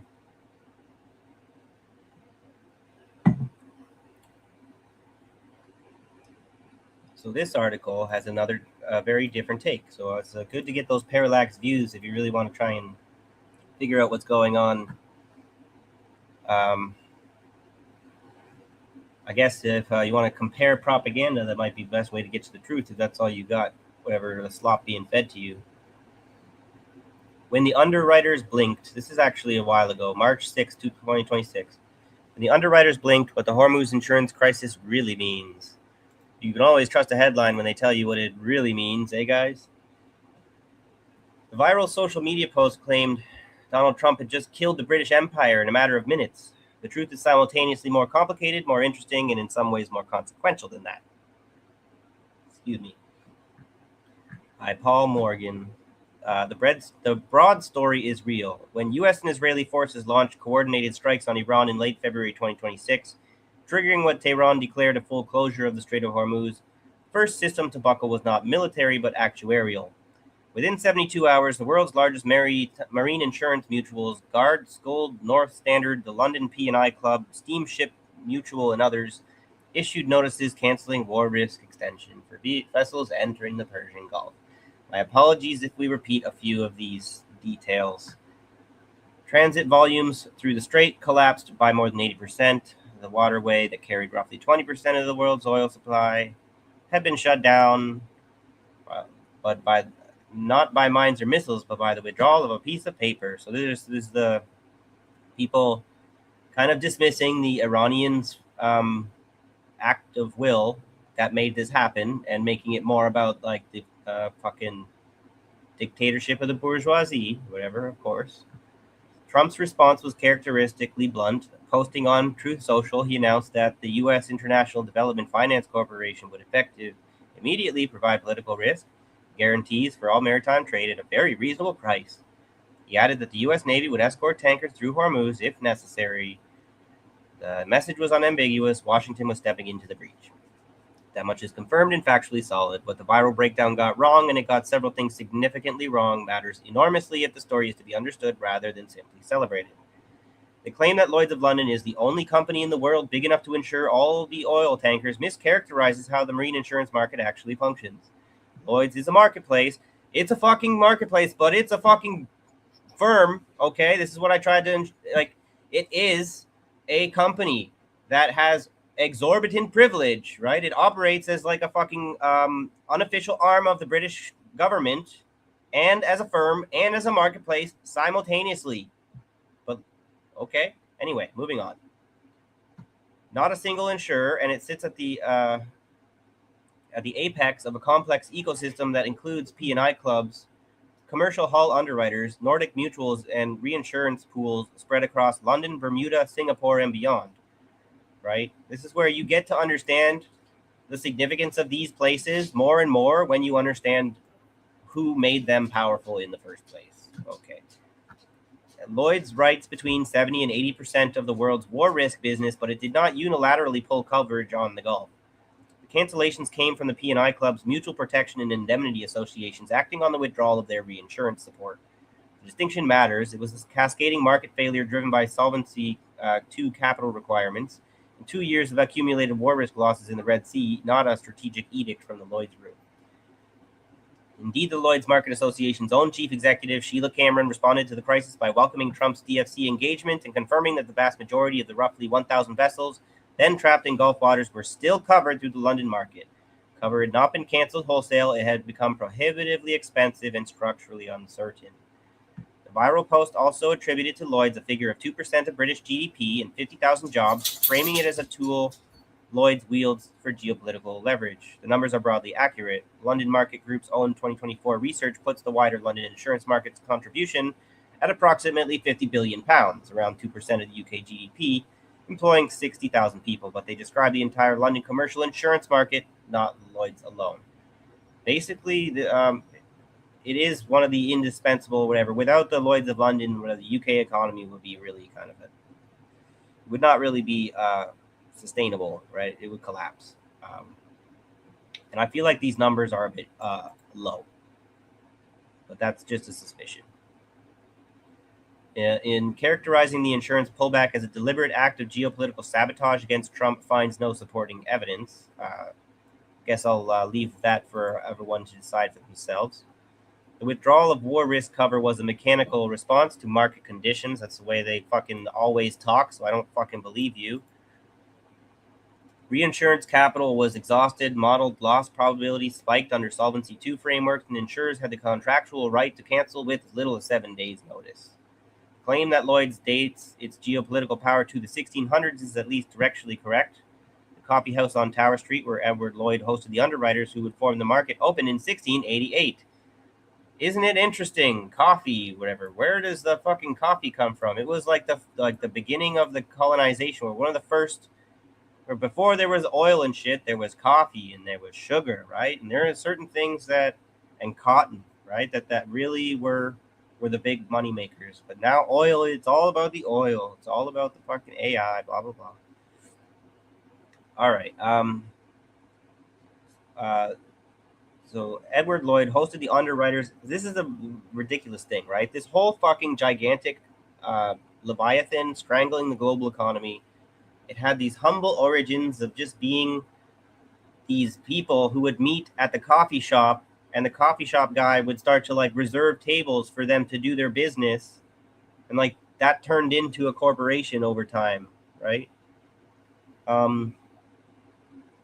Though connecting that heritage to a deliberate anti-Trump maneuver requires considerable lead, whatever. What Trump's DFC intervention does represent is genuinely significant, if incomplete. Excuse me. The DFC, a federal development finance agency with a statutory risk exposure of approximately $205 billion as of late 2025, has been tasked with providing political risk insurance that covers losses arising from war, violence, and political turmoil. JP Morgan analysts estimated the total insurance exposure for vessels currently operating in the Persian Gulf at approximately $352 billion, considerably more than the DFC's statutory ceiling. Should losses materialize at scale, the gap between what the DFC can cover and what the market needs could require an act of Congress to bridge.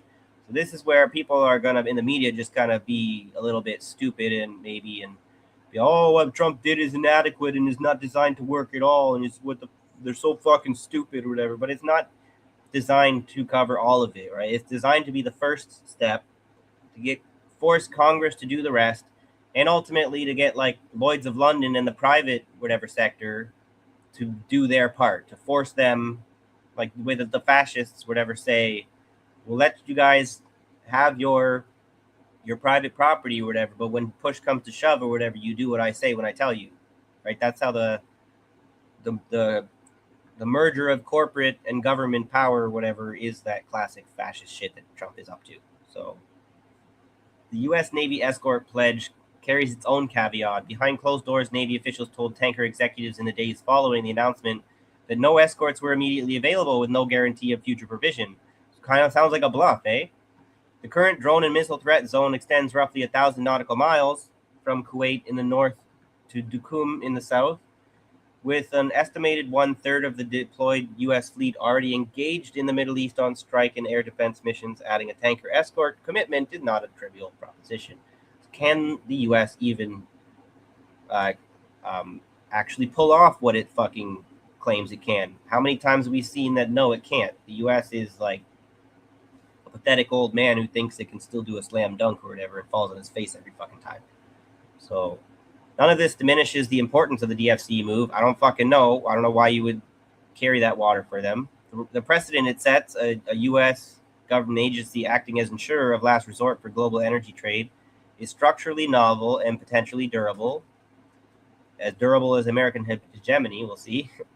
It echoes Operation Earnest Will in 1987 when the U.S. reflagged Kuwaiti tankers and provided naval escorts during the Iran-Iraq tanker war, a mission that kept Gulf oil flowing at the cost of considerable diplomatic complexity.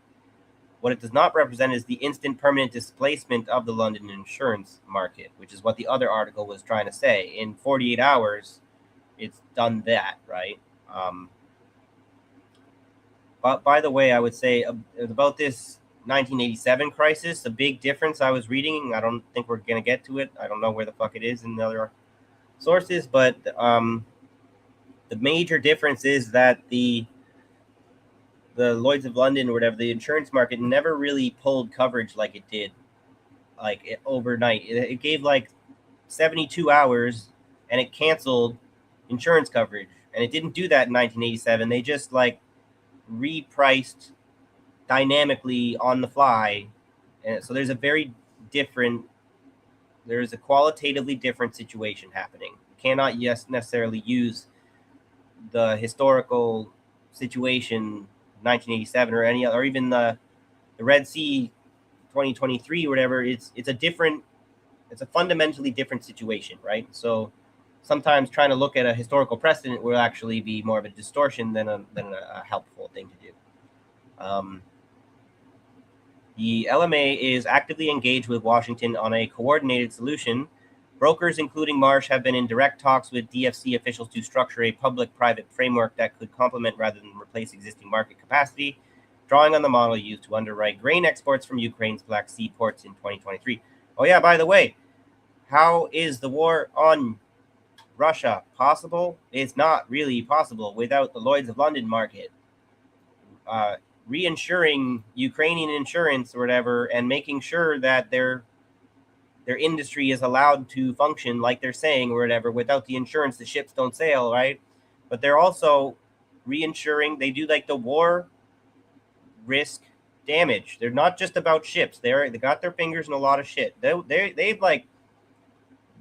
insured like famous people. I don't remember exactly. I should have called up a list or whatever, but like they've insured people's lips, people's legs, people's hands or whatever. They're that kind of people. They'll insure fucking anything and everything.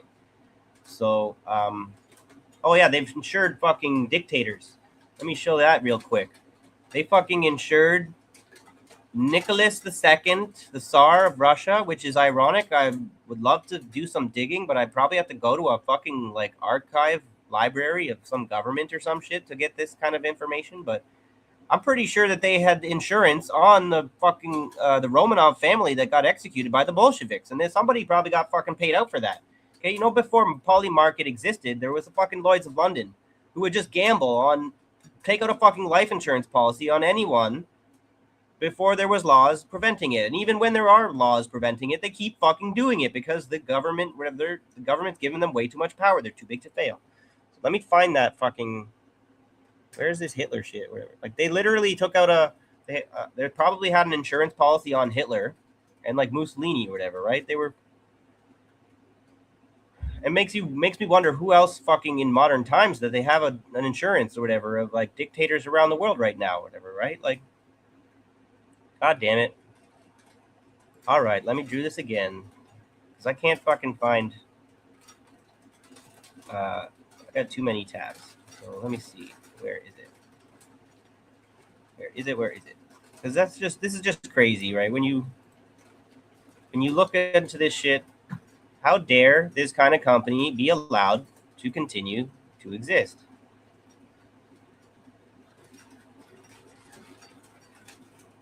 This isn't exactly the one I was looking for, but it's out here. Yeah. So let's just take a look. This is the New York Times from 1935. Many ask Lloyds for Hitler policies. Death prophecy of Gypsy woman brings inquiries. Probability is somewhere issued. Inquiry by this correspondent at Lloyds today disclosed that a rather large number of inquiries have been made recently regarding insurance on Chancellor Adolf Hitler, with the probability that some such policies had been written. That one's not really as much of a scoop or whatever, but I had this one here. Look at this. This is an old fucking issue 121, 18th of November, 1939. Hitler and the Assassins. Hitler doesn't do this anymore. Nearly all the dictators in Europe achieved power by subterranean means. Some of them began their extraordinary careers as spies, blah, blah, blah. Most of them have served terms of imprisonment and rubbed shoulders with assassins. There is not one dictator that does not fear the assassin. Dictators, therefore, are the most closely guarded men in the world. Because they came into power on a wave of terrorism of their own, they have acquired a knowledge of the usefulness of secret police.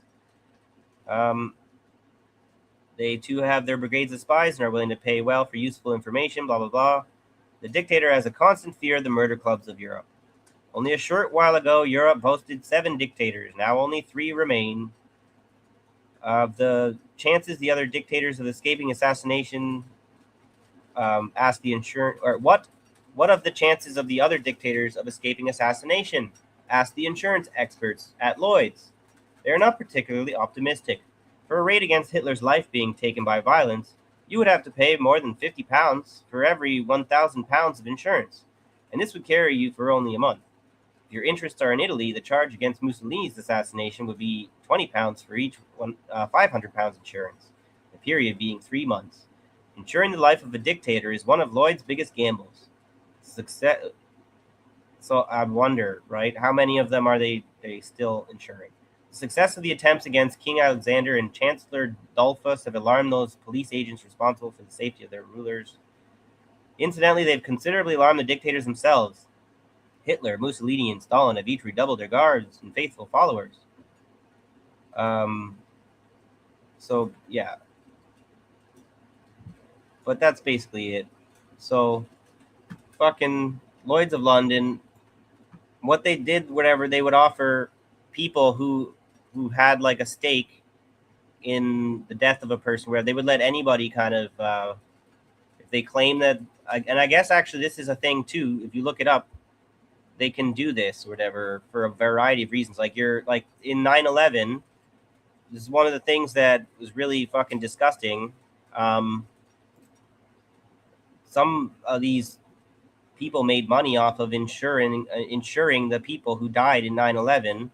Because they had taken an insurance policy on their employee, then they made money off of the death of these people, right? And so this is an old trick that they learned a long fucking time ago.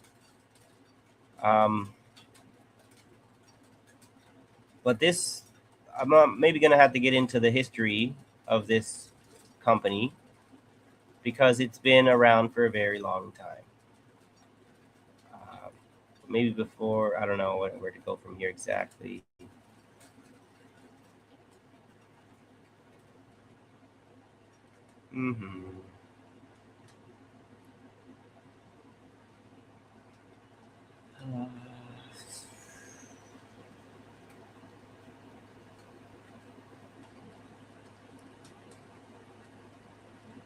So I'm just want to show a little bit of a variety of like because there's.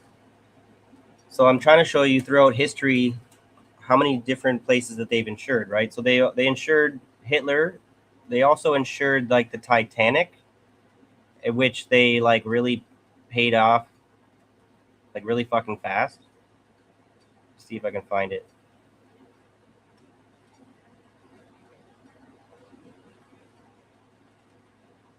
But they like really paid off a lot. Like they were big time important in like Hurricane Katrina and shit. Here we go.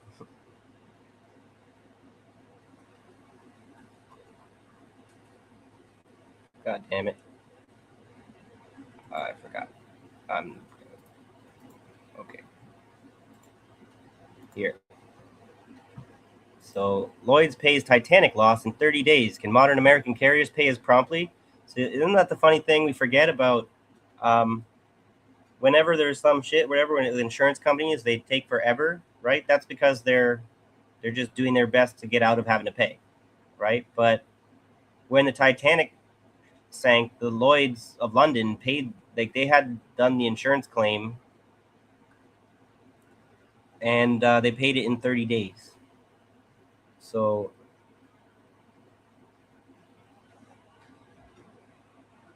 broker Willis Faber and Company came to Lloyd's on the 9th of January 1912 to insure the Titanic and her sister ship, the Olympic, on behalf of the White Star Line. Helped by the fact that the ships were universally advertised as unsinkable, the policy was subscribed to by all marine underwriters at Lloyd's and by most London marine insurance companies. Different underwriters took portions of the risk, ranging from £200 to $75,000, and by 11th of January, the slip was complete. The Olympic and the Titanic were fully insured for £1 million each. It was the largest marine risk ever, amounting to 20,000 of the total 5 million capacity of the market at the time. Okay, and they paid it off right away. The big difference, okay, because there's the thing to compare and contrast with is this. They paid the loss in full in 30 days. They just swallowed it. They were like, nope, okay, you got us dead to rights. There's no way we can pretend like we don't owe you money. because that was the contract that we signed. Okay, but let me find the asbestos scandal, because this is just insane. Not only are they willing to uh,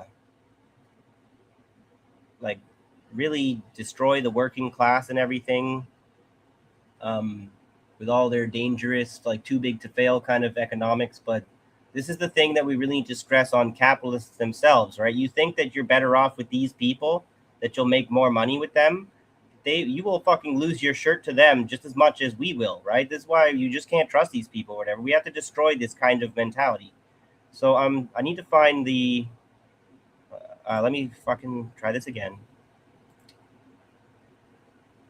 because like this company should have gone bankrupt and should be in the dustbin of history so many times already for so many different reasons, which is why I just felt like I really had to cover it in a big way tonight, right? So thank you guys for bearing with me. Like, share, and subscribe. But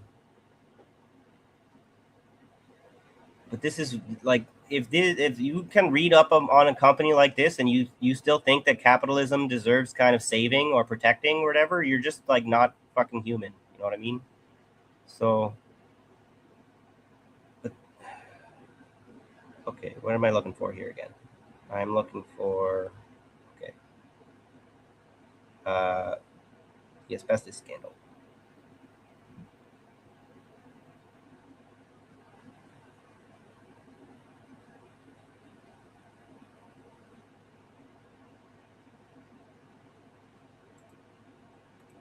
This one it?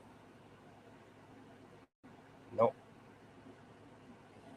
No, that was different. That's just China complying with the sanctions a little bit. Totally random. Not what I was looking for.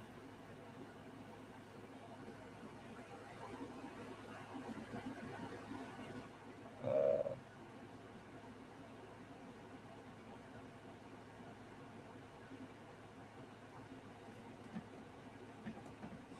there was actually, I found this. I meant to cover this one with the other thing before. There's something from the House of Saud.com. Basically, Saudi Arabia is one of the big losers in this. They're one of these people that have been like really relying on these Lloyds of London, and the Iranians are engineered in such a way that like the Saudis are coming out big time losers on this, and for now anyway. I'll get to that in a minute, but I'm trying to. It's really important to share this asbestos part,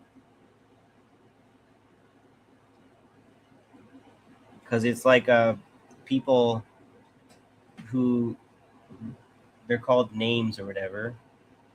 They they try to go enter into business or whatever, like with Lloyd's, and then the fine print of the contract or whatever, when the shit hits the fan or whatever, they're trying to make the investor pay for it instead of having to, like, they really, I really just got to find this like fucking um goddamn source.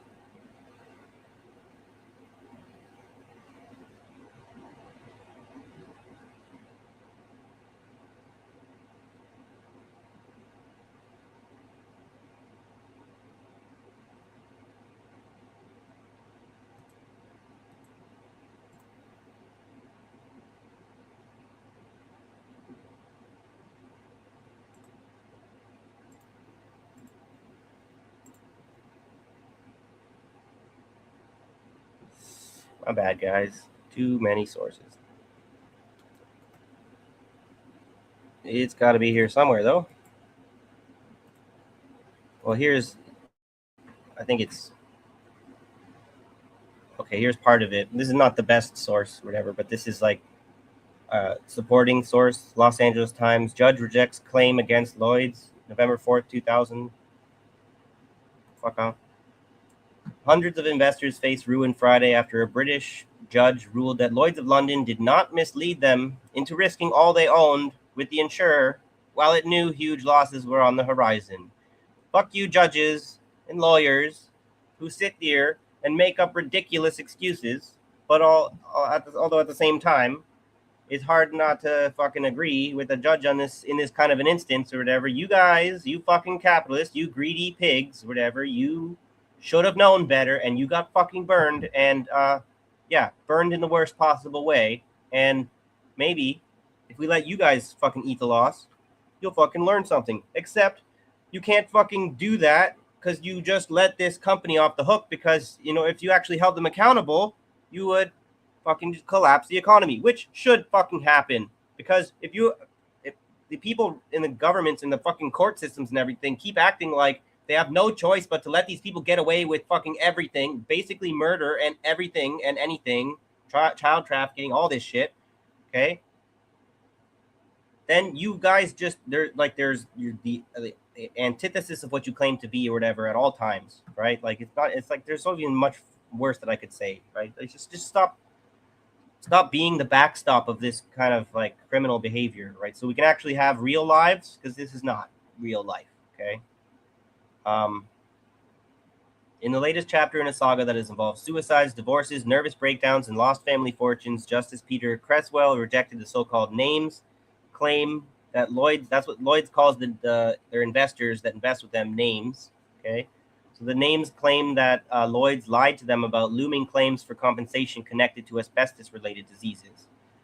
They also were exposed to claims for losses from Britain's 1987 hurricane and the Piper Alpha oil rig disaster in the North Sea in 1998, in which 167 people were killed, because they are willing to insure anything. So these people are involved in criminal liability with fucking everything.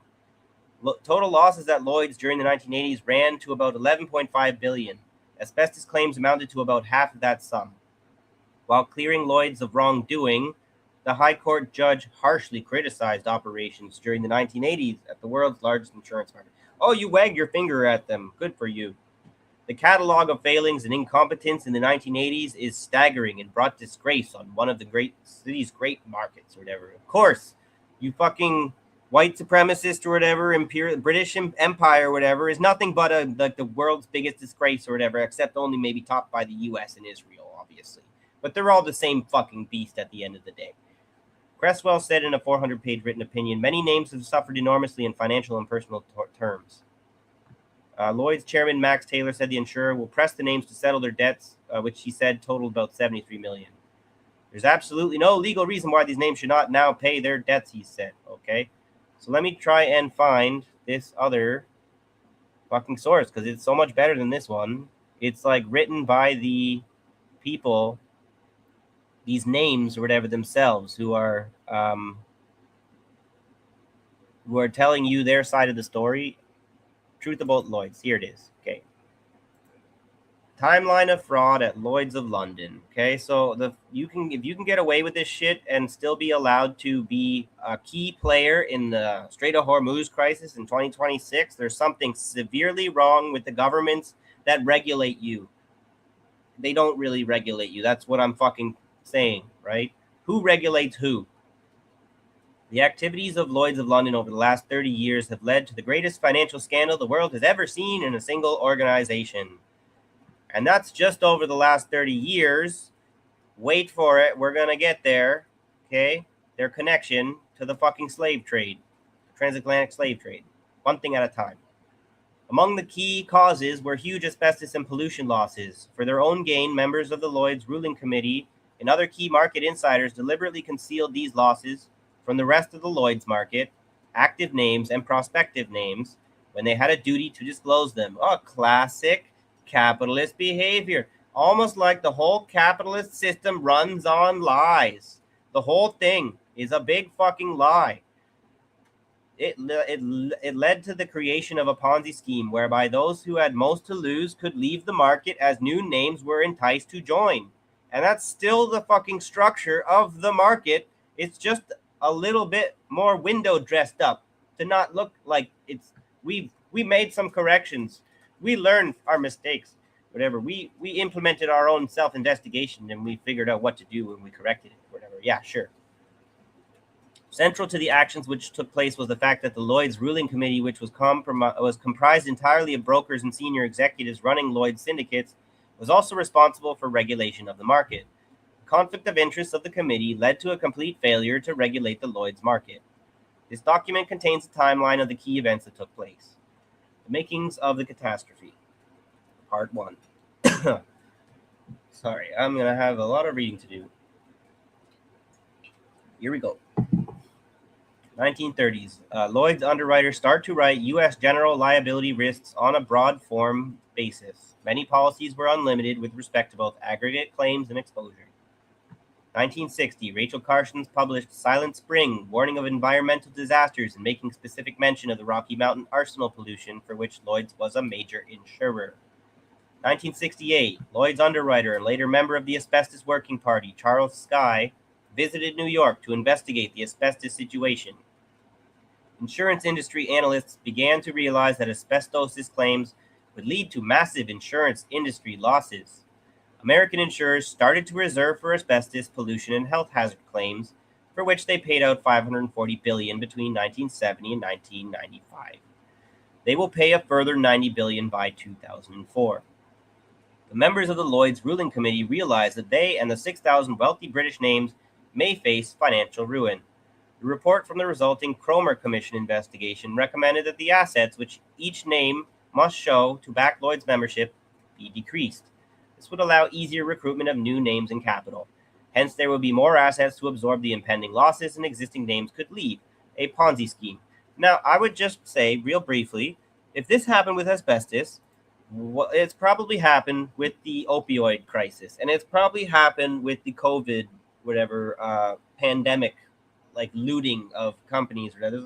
These people are everywhere, okay? So if we carry out another investigation, I would not be surprised to find that there's massive fraud involved with their activities in those situations as well. And those are just the tip of the iceberg, obviously. If you can think up any other ideas, I'm sure, you'd probably be an educated guess or whatever would not be hard to do here. So Lloyds suppressed the Cromer report until well into the 1980s. Oh yeah, I would say Ready Roundup, right? That kind of thing. There's plenty of things you could throw out there. Antidepressants, okay? Lloyds suppressed the Cromer report until well into the 1980s and has never issued it to names. Lloyds and American underwriters modified their liability policies to exclude environmental claims unless the damage arises from a sudden and accidental incident. Lloyds opened its membership to Americans and began to recruit more members. Membership rose to 10,662 in 1977, to 23,436 in 1984, and peaked at 32,433 in 1988. 1973, Ralph Rokeby Johnson, a senior underwriter and later a member of the Asbestos Working Party, advised his close friends that asbestosis would bankrupt Lloyds. In the case Burrell versus Fiberboard Paper Products, the judge stated that 1 in 10, 21 million Americans, had been exposed to asbestos-related products at home or at work. U.S. direct insurers inserted an asbestos exclusion clause in all general liability policies. Lloyds suppressed information relating to the losses and started to recruit more members in the UK, Australia, Canada, South Africa, and elsewhere. 1974, Ralph Rokeby Johnson reinsured all pre-1969 liabilities from his syndicate with Fireman's Fund. This allowed the 1970 year of account to be closed. 1978. In the case of Keene Corp versus INA, the judge ruled that claimants do not have to wait for asbestos-related conditions to occur, but only have to prove exposure to asbestos. This decision greatly increased the rate of claims being filed against Lloyds and other insurers. Love Canal became the first major pollution liability to hit Lloyds. Part 2, the crisis deepens. 1979, the Fisher study recommended that Lloyds should be granted the power of self-regulation with immunity from prosecution unless fraud, which is harder to prove in the UK, is demonstrated, which is indications that something seriously wrong is going on here when something that would be bankrupt if they were held accountable or whatever suddenly needs to be granted the power of self-regulation. When have we ever heard this story before? Citibank NA warned Lloyds that there were insufficient funds on reserve in the Lloyds American Trust Fund to cover the looming asbestosis and pollution losses. Asbestos-related claims started to pour into Lloyds. In the U.S., Lloyds increased its recruiting campaign for new names while failing to disclose the potential market losses from asbestos and pollution claims. 1980, the U.S. Congress passed the Comprehensive Environmental Response Compensation and Liability Act. The Superfund Trust was set up. In August, Lloyds set up the Asbestos Working Party. It estimated that the amount per asbestos-related claim would be $75,000. By December, the AWP realized that the amount per asbestos-related claim would be $100,000 to $125,000, and the number of claims would increase. This was not revealed to the market. 1981. In June, the Selikoff Report, Disability Compensations for Asbestos-Associated Disease in the United States, was published in the U.S. The report gave an estimate for $170,000 per settlement, which was similar to that in a commercial union report, as well as an estimate of the total number of potential claims. In November, syndicate auditors raised concerns over the asbestos and other liabilities. This is a whole hot potato fucking situation of the highest order, okay? 1982, some underwriters, many of whom are on the AWP, and also Murray Lawrence, then deputy chairman of Lloyds, unloaded their liabilities by purchasing runoff insurance from the few syndicates offering such policies while concealing what they knew. Syndicate 317, run by Richard Outhwaite, underwrote almost 50 such policies in 1982. By the way, while concealing what they knew, remember when the COVID-19 thing happened and everyone was like, so what did you know and when did you know it? Trump administration, right? Same fucking thing, okay? Much of the Lloyds' exposure to asbestos-related claims was then concentrated in a few syndicates, contrary to sound insurance practice. They know better, and they choose to do the opposite. In January, Lloyds was advised of and concealed from the market the contents of the Selikoff report. In February, auditors Neville Russell, along with other Lloyds auditors, advised Lloyds of the impossibility of closing the 1979 year of account for many syndicates due to the unquantifiable asbestos and pollution liabilities, and sought the guidance of the Lloyds Council. So this is where I mentioned, I hope if you guys are kind of sticking with me, I'm a little all over the place, but I remember I brought up the with the Titanic, they paid within 30 days, okay? But the major difference there is discreteness, I think it was. I was talking with the AI about this, whatever. But this is this unquantifiable nature, whatever. It's like the infinity that's at play here is what makes this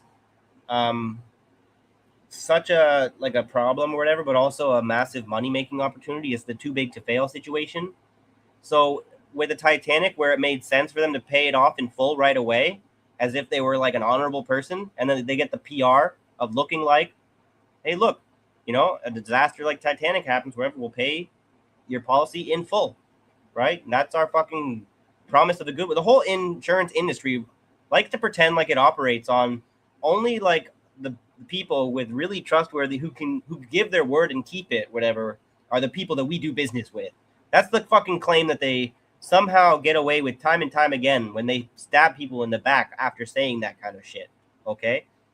So the big difference here is that it was such an unquantifiable kind of incalculable amount of damage that they did by lying or whatever, that it actually turns out to be to their benefit. They can now say, if you actually make us pay, your economy goes under, like the 2008 crisis kind of thing, right? And so they did the bailout. And so this is exactly what happens here. Lloyds of London, even though they should have been taken out back and had something put in the back of their cranium, okay, was not allowed to, as a corporation, right, which doesn't even exist. That's my fucking metaphor. You get what I'm saying, YouTube, right? We should have just, whatever, put this dog down, and we could not do that, right, because it was too big to fail, okay? And so the names or whatever paid for the whole fucking thing, right? The taxpayer or whatever picks up the loss in the 9/11, right? Because you have to let these people get away with everything or whatever, because that's how honorable you are, right? Pardon me, guys. I'm not really checking in with you on the chat. I thought I saw someone ask a question. Did Lloyds underwrite the textile industry in the 17 and 1800s? Yeah, they underwrote the ships bringing the slaves over. And they probably underwrote a whole bunch of other shit, whatever, like the machinery and everything. And like they anything and everything, okay? Nowadays, they're getting into they're writing insurance for AI. They're writing insurance for crypto. They're writing insurance for space, whatever, like all the new dangerous shit that they're trying to do in space, right? The data centers in space, that kind of shit, right? They're there everywhere, okay? So this company you need to have on your radar, okay? Um, so in February, auditors Neville Russell, along with other Lloyds auditors, advised Lloyds of the impossibility of closing the 1979 year of account for many syndicates due to the unquantifiable asbestos and pollution liabilities, and sought the guidance of the Lloyds Council. Lloyds had now reached the peak of the crisis. Failure to close the 1979 year of account in 1982 would have had the following consequences. Existing names would have faced huge losses and would have been unlikely to be able to go on trading. It would have been impossible to recruit new names. Hence, Lloyds would have great difficulty in continuing to trade. What should have happened? In addition, the opportunity for some insiders to make fortunes, in some cases in excess of $50 million from the public flotation of their agencies, would have been denied. Part 3, the solution. Lloyds contrived the two-part solution. The losses will be passed from year to year by increasing the minimum reserves that syndicates must set aside for certain classes of business when purchasing reinsurance to close. Almost sounds similar to what they're doing right now with the Strait of Hormuz thing. They're just going to contrive a two-part solution or whatever, where they just get increase the minimum reserves that they have to set aside for now, and then they get to say that, set the new benchmark or whatever, that this is the amount of money that we get to make. Instead of charging 0.2%, now we get to charge 2% as the new fucking normal. But that is the way that they deepen the Ponzi scheme. Given that in many cases it was impossible to quantify the losses, these RITC transactions were fraudulent. Further names would be recruited to dilute the losses. These new names were recruited and not told of the losses which were being reserved for. This fraud was not just misrepresentation, but also comes from the fact that a syndicate trades as an annual venture and should not be allowed to build up reserves. Lloyds indemnified the syndicate auditors in order to get their approval of the syndicate accounts for the 1979 year of account. In March, Murray Lawrence composed a letter to all members and managing agents warning of the asbestos and pollution liabilities. It was never sent to most agents nor U.S. policyholders. In November, after pressure from Lloyds, the British Parliament passed the 1982 Lloyds Act, granting Lloyds the power of self-regulation and its officers protection from lawsuits. Some 50 Conservative members of Parliament were named, with an obvious conflict of interest. Reminds me of the Canadian housing market. Completely different situation, but the fucking hypocrisy of the government or whatever, the complicity in the organized crime is fucking, it's a complete, whatever, like, the parallel is definitely there. All right. Lloyd's London Market excess of loss syndicates started the practice of reinsuring other excess of loss syndicates and then declaring large profits. That's that fucking daisy chain shit that I mentioned. This reduced the funds available to pay losses, and in some cases by up to 70%, while the brokers made fortunes from commissions on each transaction. Lloyds, which should have prevented this spiral, took no action. This activity gave the illusion of there being an increase in Lloyd's overall business, which used up market capacity from new names and allowed Lloyds to recruit even more names. The EPA ordered Shell to pay the cleanup of Rocky Mountain Arsenal. Lloyds denied liability. In 1983, Hurricane Alicia hit the United States, exposing the potential losses on LMX syndicates. 1985, Outhwaite Syndicate 317 was left open for the 1982 year of account after the auditors expressed concerns over asbestos and pollution liability losses. Despite this, Richard Outhwaite, the underwriter, continued to assure the names that the account would prove to be profitable. It's remarkable how this was allowed to drag on for decades, and they just get out of it at the end of it. When real accountability means whatever, you just make somebody pay, like a company like this, whatever, the government should just force them to fucking eat the loss and move on, instead of letting them drag it out in courts for fucking like 20, 30 years, wherever the fuck it was. Lloyds required all names to sign a new general undertaking agreement, which included forum selection and choice of law clauses saying that all cases must be heard in UK courts applying UK law. This contravened existing American securities law, whereby American citizens cannot sign away legal rights to a foreign country if similar legal protection is not provided. So they just break the law. They know how they're breaking it and everything. And then the courts just like go, oh, you broke the law. Oh, well, that's fine. What the fuck? The new general undertaking, along with the 1982 Lloyds Act, shielded Lloyds from all litigation. Names on Outhwaite Syndicate 317 had to pay $30 million to cover asbestos liabilities. 1988, for the first time, Lloyds publicly but briefly stated that there was an asbestos problem. So what, 1988, when did this begin? Okay, 1930 they start with, in the 1930s, right? But really the asbestos problem starts more in the 70s, right? But it's like a thing it's like the smoking, right? Like they probably knew, they started to learn in like the 50s or whatever. I forget the asbestos story, whatever, but they learned eventually that it was dangerous, and then it took them decades to force them to admit how dangerous it was because of all of this money at stake, right? So 1988, they finally, for the first time, publicly admit that there is a problem, and even giving them that amount of like letting them have that much leash is already a failure, right? Richard Outhwaite warned of the dangers to the LMX market from the LMX spiral. The Piper Alpha oil platform exploded. The jury ruled that Shell, like these things would seem unrelated, except for the fact that this company has to be so big as to be able to insure everything. So that, it's like stupid. A jury ruled that Shell Oil was liable for the cleanup costs at Rocky Mountain Arsenal.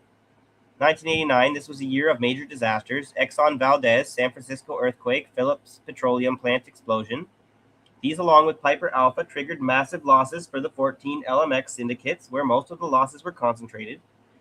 These syndicates contained a disproportionate number of U.S. names, some of whom lost $2 million each. Part 4, the effects of the fraud are exposed. 1991, Lloyds declared a loss of more than £500 million for the 1988 year of account, like 2 years after the fact. The asbestos-related losses surfaced and were devastating to U.S. investors and external names in general. Their losses were more than double those of the working names, i.e. brokers, members, and managing agents who control Lloyds.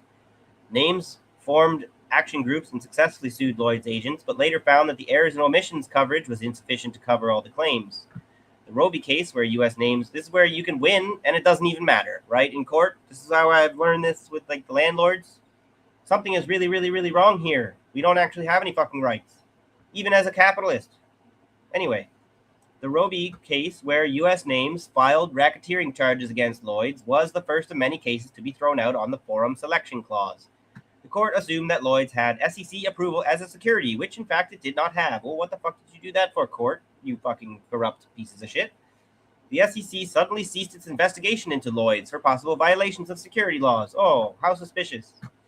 Federal Judge Joseph Sadowski ruled in a pollution-related case that public interest overrides contractual language. This ruling invalidated environmental damage exclusion clauses in insurance policies. You do get the occasional judge who makes a ruling that seems to fucking put a fly in their ointment for a little while. But these kinds of exceptions to the rules are not enough to actually have enough of a... they can't actually stop this fucking train,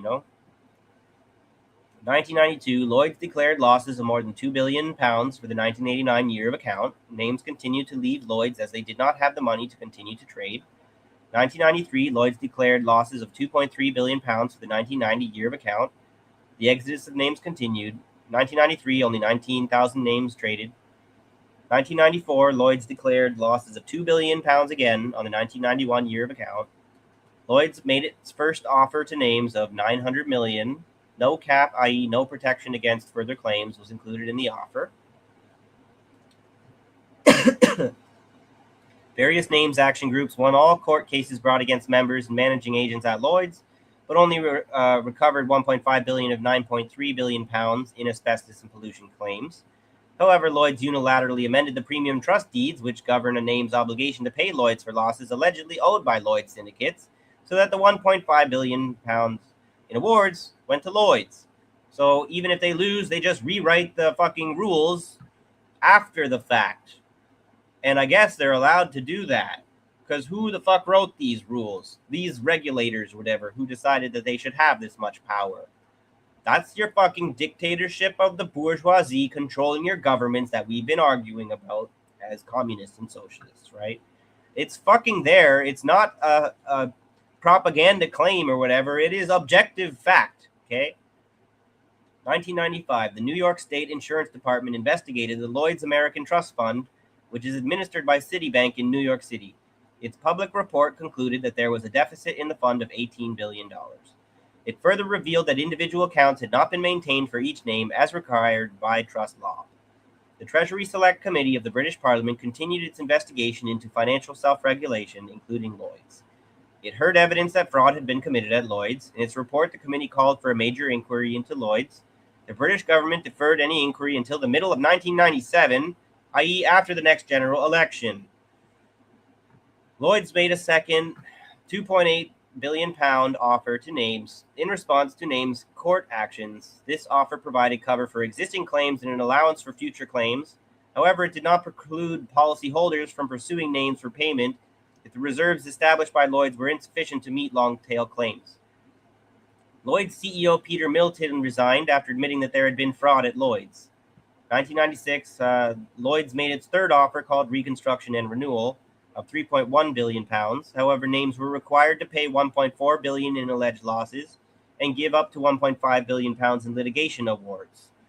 In addition, Names were required to give up all past, present, and future claims against Lloyds. It would give the ongoing Lloyds market almost complete protection against pre-1993 liabilities. Sue them, they say. It's a good idea, whatever. It'll really work. That's what they say, Fucking lawyers. So useless.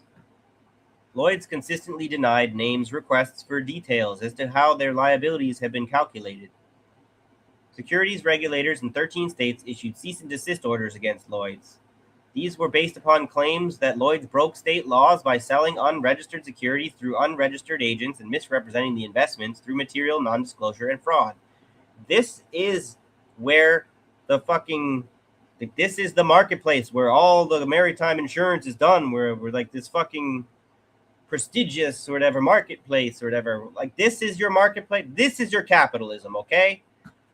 Lloyds set a deadline of 28 August 1996 for acceptance of their R&R offer, with threats to aggressively pursue Names for their alleged losses if they did not accept.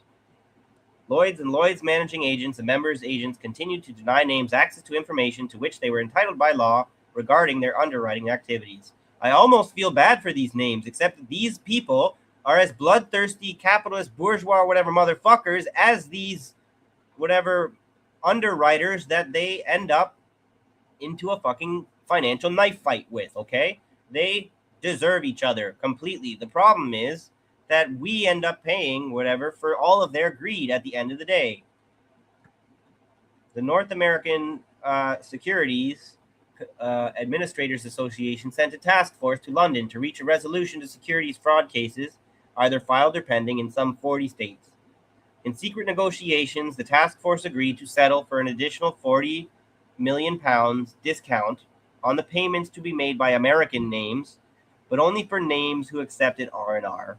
They're just trying to cut their losses as much as whatever, get as burnt as little as possible at this point. Lloyds had already taken more than £700 million from American Names. In Allen versus Lloyds, Judge Robert Payne ordered in a 141-page decision that Lloyds provide detailed and independently audited accounting of the losses for each name. He further enjoined Lloyds from imposing its August 28th deadline for the acceptance of R&R. Lloyds filed an emergency appeal claiming that if the deadline for acceptance was not met, the international insurance industry would collapse. This view was supported by some state insurance commissioners. Well, you guys should have not fucking supported that view or whatever. Even if it was true, should have fucking let it collapse. Don't use that as an excuse to let their appeal fucking be successful. Anyway, I shouldn't give advice to the courts. They're not going to fucking ever do the right thing. The appeals court overturned Judge Payne's decision after hearing only 2 hours of oral evidence and without reading Names' affidavits. 2 hours after the judgment, Lloyds extended the deadline for acceptance of R&R by 2 weeks to the 12th of September, 1996. Names later appealed the case to the U.S. Supreme Court. Part 5, the payoff. In September, Lloyds reported that of 34,000 names, 82% accepted unconditionally, 13% accepted conditionally, and 5% rejected the offer. 700 rejectors live in the United States. In October, Lloyds wrote to all names who had conditionally accepted, saying that unless they removed the conditions, Lloyds would not accept them as part of the settlement offer. This was about 30 days after Lloyds had implied that it had accepted these offers by including them in its claim that 95% of all names had accepted R&R. Lloyds failed to make payments to names who were due to receive payments back to them as part of the settlements. So they force you into an unconditional settlement that you don't even want, and then they won't even fucking make the payments. Sounds like my fucking landlords. Lloyds was rumored to be short of money as other parties to the settlement offer, including agents and brokers, had not paid up. In December, well, that's just fucking giving them a fucking taste of their own medicine, isn't it? Right? That's how the fucking all these capitalists work. There are no rules or whatever. They just like race to the bottom as far as moral. There's moral nihilism. Time to recognize that. In December, Lloyds failed to obtain summary judgments in the British courts against names who did not accept R&R. The cases went to full trial and are expected to go to the European Court. 1997, the number of names fell to 9,972 or whatever, with corporate capital backing 44% of the market capacity. Lloyds announced that it was considering some form of external regulation as part of its overhaul of regulatory activities.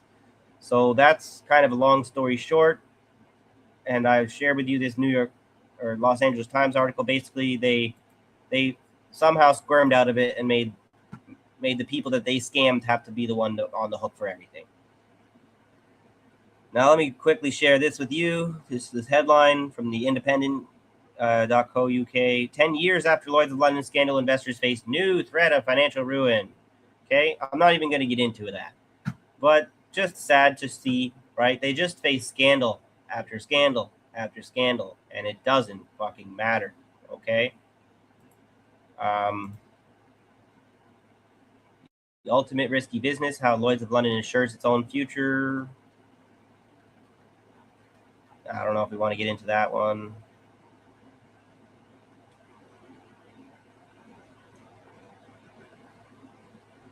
Yeah, basically...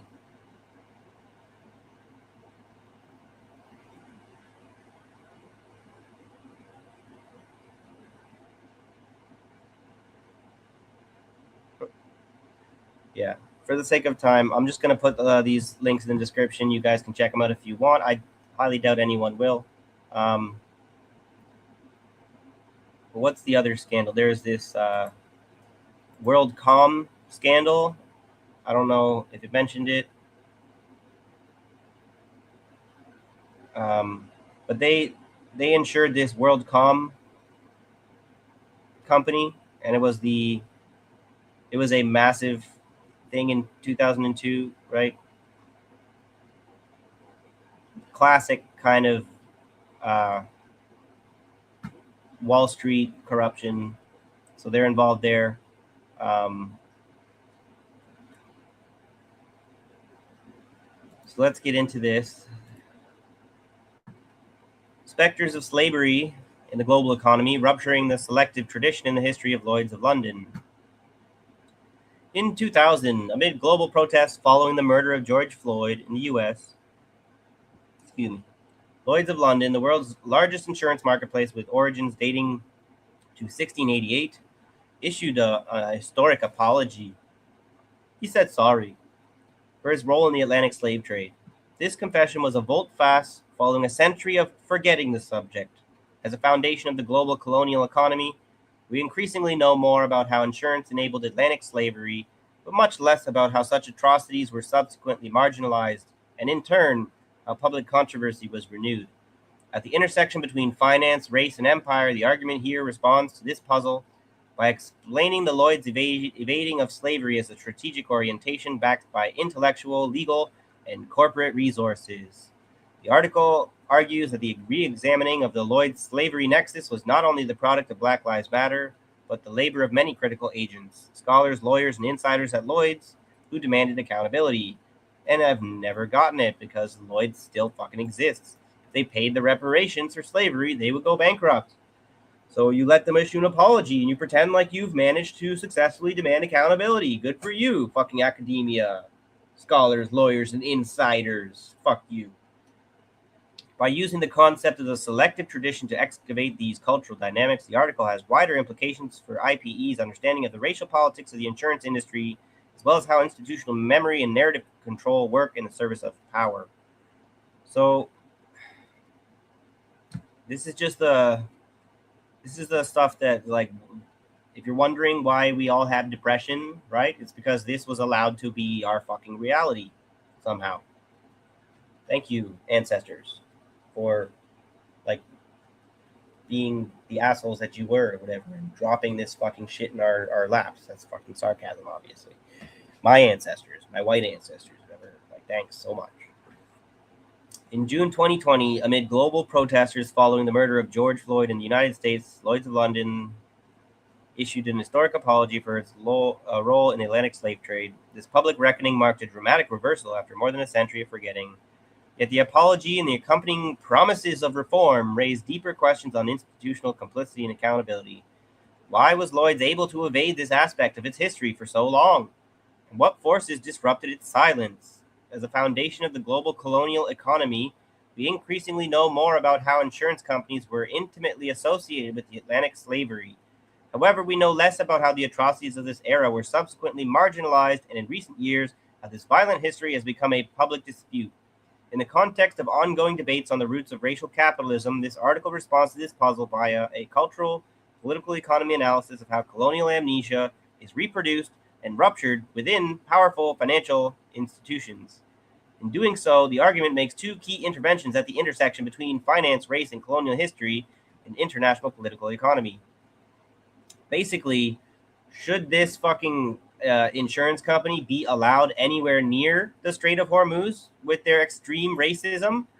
No wonder why they won't fucking underwrite or allow accept Iranian jurisdiction for insurance or whatever. They're just not going to fucking recognize it, right? Because that's the white supremacist thing to do. You can't let those brown people have any kind of like leverage over you. How dare they be seen as equals? No, no, we dictate everything, right? Fucking British. Okay. Um, so I don't. For the sake of time, I'm trying to get out of here by 9 o'clock. I don't know if I should read all of this. I was hoping that Abby would be here because I thought it would be better to get into this kind of history with her, because as far as like the hypocrisy of who people are willing to make deals with, um, sorry to have to constantly be negative against China, right? But how dare you? How fucking dare you? Okay, Lloyds of London grants China its first insurance syndicate. Insurance group has been trying to attract more customers from emerging markets, right? So, China, um, they've they've openly embraced Israel, right? And then they openly embraced Lloyds of London, right? And so, this is one of the things that's how can you possibly do business with these slavers, right? They're like modern day, whatever, the people who still who profited from slavery, whatever, who should pay the reparations, right? That's not allowed to take place. And somehow China is there's you know China's shit smells like roses. There's no fucking way that they could ever anything that they have ever done. They can always explain it in some way that's rational and acceptable. And your criticisms, you're just some fucking baizuo, whatever, white liberal, whatever. How dare you? You white leftist, you white Marxist, or whatever. You Western Marxist. You don't know anything what you're talking about, whatever. How you know none of your criticism ever sticks. Okay, but they've only deepened their relations here. And so there's I don't know which fucking source I have because I got way too many, but there's a source in here that's trying to claim that China really has no leverage, whatever, on Lloyds of London. They got plenty of leverage on like Iran and Russia and whatnot, but they have no leverage on Lloyds of London. But you know what? They fucking do, okay? Because they have a massive market that Lloyds is drooling over to try and get in, okay? And what is China doing? They're opening the door. And why is this particularly bad? Because Lloyds of London, not only are they involved in the fucking uh, the history of the transatlantic slavery, they're also fucking involved in the opium wars, whatever, right? So, who do you think insured the ships during China's century of humiliation? It was fucking Lloyds of London. And so, what are you doing now, modern Communist Party China? You're doing business with the people who fucking exploited you during uh, the opium crisis, whatever. Like it's you can't make this shit up, and I'm so fucking furious to find out that these are the kinds of realpolitik or whatever neoconservative shit that the Chinese government's up to or whatever. Like you just have to whatever get your hands dirty. You gotta get your hands bloody or whatever, and get in with on that blood money just like everybody else. Otherwise, you can't have no real communist revolution, right? This is like, I think they've gone too far with their neoliberal, like eugenic kind of shit. Okay. Private trader involvement in opium shipments. British India's opium production strategy. Private traders operated in a semi-legal gray zone, leveraging the East India Company's infrastructure while remaining independent. After the EIC's monopoly over China trade ended in 1834, private firms such as Jardine Matheson Co. and Dent & Co. dominated opium shipments.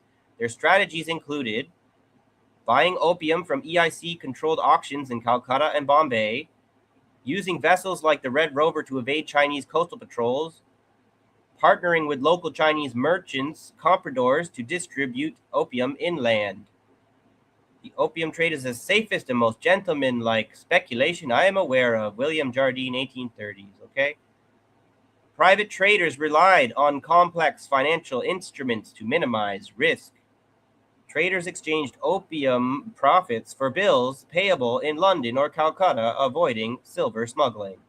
Maritime insurers, like Lloyds of London, covered losses from shipwrecks or confiscations.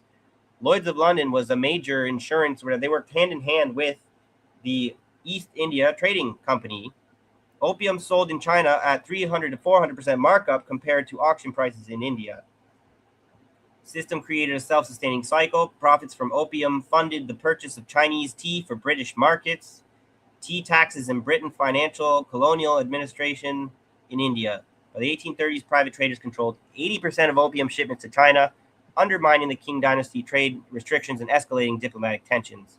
Their aggressive tactics, such as bribing officials and using armed ships, directly contributed to the militarization of trade disputes, setting the stage for the First Opium War. Okay? That was Lloyds of London, all right? Back then, and here we are now today, we've got Lloyds of London entering the Chinese market. Where is it? Oh, and then there's also this, right? Just to show you, it's very, very up to date. May 2026. Private guns for China's shipping lanes as choke point risks mount. China's private security companies are rapidly expanding their capability. Chinese PMCs, they like to call it something else, and I guess because they put a different label on it, it's something totally different because it's a Chinese thing. And it's not a Wagner PMC because it's a PSC or whatever the fuck. Stop letting them have this fucking unfair double standard, all right? This is Chinese exceptionalism, all right? Fuck that shit. Okay. The sea lanes of communication, where they're rapidly expanding their capabilities and projecting power, where it counts the most, the sea lanes of communication. This is especially significant when recent global conflicts are centered on the Strait of Hormuz and other maritime choke points of the world. Here, they're literally directly involved with being insured by Lloyds of London, whatever, these private military companies that are veterans of the Chinese military. After they retire from the military, they then join these fucking mercenary groups that are offering whatever protection for these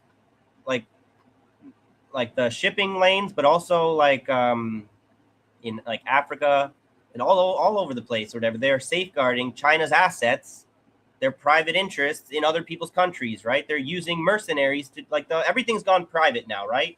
The fucking national armies are basically been rendered obsolete because like World War III is being like waged by private military organizations. It's kind of like until whatever it bursts out into the open, right? But for now, they've privatized this shit so far.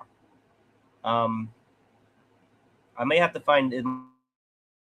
Might be a different website that specifically lists their connection to Lloyd's. But let me see here. No.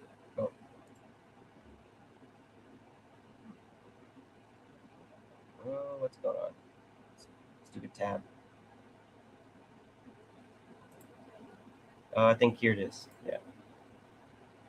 So this is it HXDA? Jin Zhong An. My bad, I have no idea. A Chinese private security and risk management solutions provider. Provides a wide range of private security and risk management solutions in China and around the world.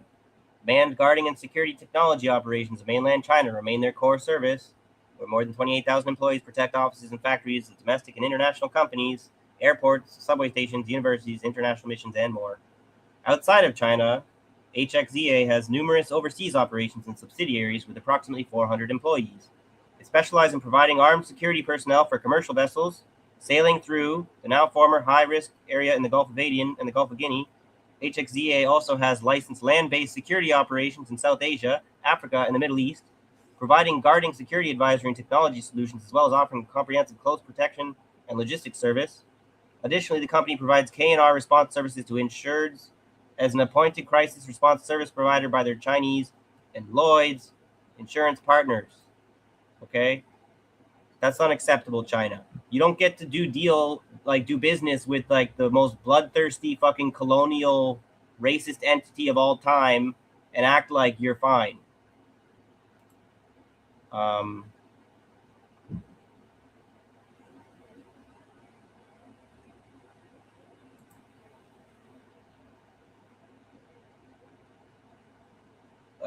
Trying to find that. I got a little off track because I was showing you how Lloyds is, here. Grants China its first insurance syndicate. That's what I'm trying to get back to. I'm just showing you China's decided to get involved with the most criminal people in the world, and think that's not going to tarnish their reputation forever. I'm sorry to hear. I'm here to tell you, I guess, that it's not going to end like that. Whatever. History will remember this shit. Okay, I'm going to do my part to make sure that happens. And this is already outdated, whatever, 2014. But this is only the beginning, right? They're trying to expand from here. So, Lloyds of London insurance market has granted a Chinese firm the right to own an underwriting syndicate for the first time in the market's 326-year history. And the Chinese were beside themselves, I'm guessing, because they were finally, whatever, it's like the first woman president or first black billionaire, where the Chinese were like the first time in history where the white people treated us like we were allowed to write insurance as equals among them. China Re has been working with Catlin since 2011 when they agreed to run a special purpose syndicate together. This vehicle will now be converted to a full syndicate to allow China Re to write its own insurance from January 1st. The new syndicate is expected to underwrite 120 million pounds of coverage next year, chiefly in reinsurance and managed by a subsidiary of Catlin, the market's biggest underwriter. The new syndicate will provide substantial benefits to the Lloyd's market, including the potential for an increased flow of Chinese business and a greater understanding of Chinese risks, said the firms in a statement. And this, China, is Lloyds of London trying to make themselves too big to fail to you. The more business that they do with you, China, the more fucked you are if Lloyds of London is in trouble. Then they will use the threat of them going under to threaten your economy to go under, and you will not be able to execute them because they're fucking foreigners, okay? That you let in a big way because you feel that you have to, right? But what they're trying to do, the other thing that has to be mentioned, by the way, China's been doing this whole great big gold push, all right? They've been like fucking hoovering up as much gold as they possibly can or whatever, and this is actually very important to figure out what the fuck's going on there. But let's not forget, who is the biggest fucking insurer of all that physical gold, whatever, who has been historically, like it's the London Bullion Market Association, where anybody who knows anybody or whatever, you want to make a lot of money in gold or whatever, you got to be fucking involved in the London market on gold, right? And so China went and they fucking they opened up, right, in the 1980s, whatever, and they part of their whole plan, whatever, is to get as close as they could possibly, whatever, with these rich fucking British and American capitalists and whatnot, right?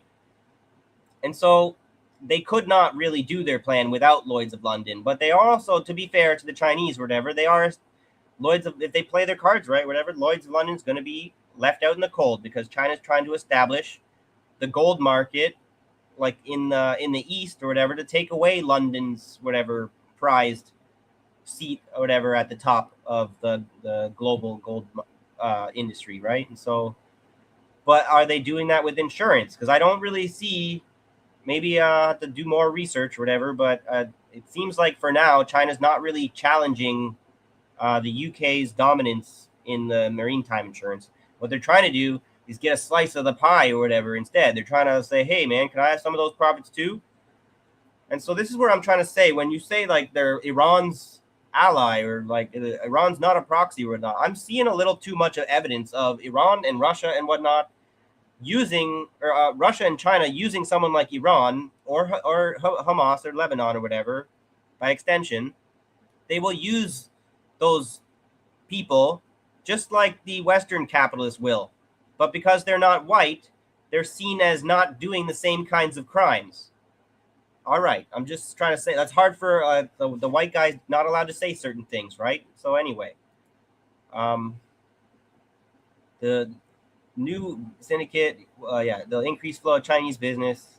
China Re is owned by the Chinese State's Ministry of Finance and Central Huijin, the sovereign fund that holds stakes in the country's biggest banks.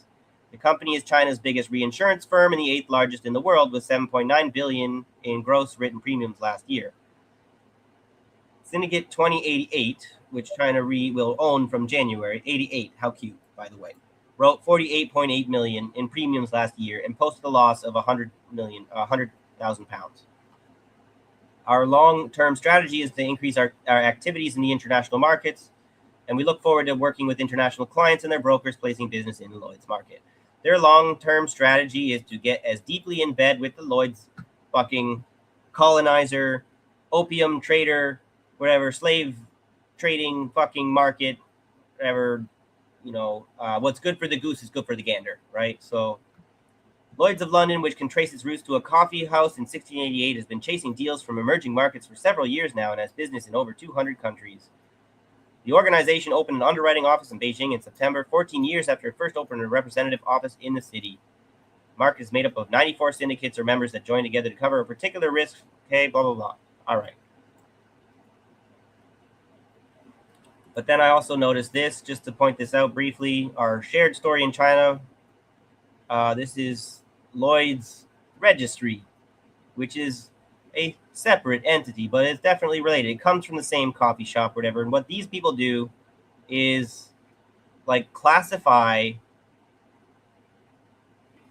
like ships, and I guess that registering the ship as well. These Lloyd's Registry surveyors have to have it's like the regulators or whatever, right? Like you need the gold standard or whatever of saying like, yes, that ship is built to this standard of this class, right? And so while they may have only, the insurance companies only been allowed in since 2014 back in, since 1860s, this Lloyd's Registry has been involved with China. Okay, that's just a little suspicious.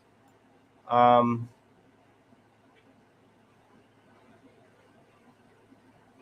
me see what else.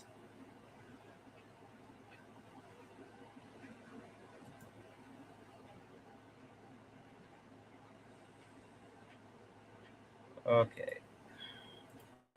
So there's this too. We have to bring up the climate problem. This article I feel is not totally disingenuous. They're saying that trying to treat Lloyd's, it's got to be written by them, whatever, right? Like they're saying, the nuclearnews.net, dangerous climate radical Lloyds of London threatens the world economy. So they're trying to pose as the good guy somehow, I think.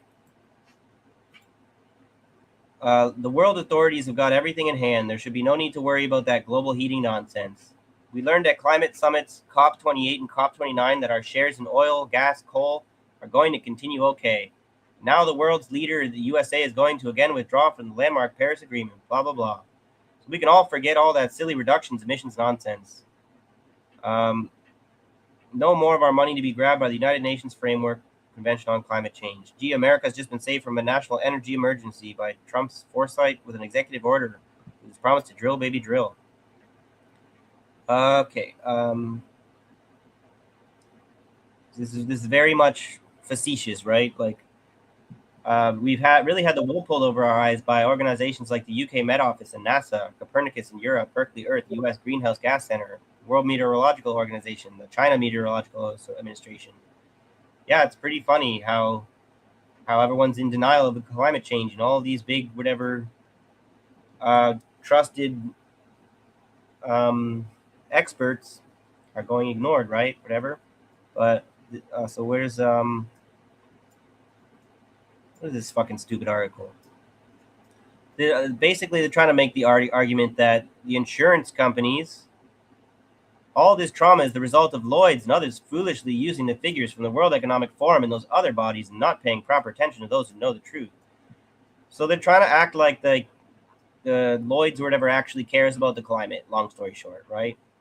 Except we just spent a whole lot of time talking about how they're like big players in insuring the oil through the Strait of Hormuz and every oil all around the world, right?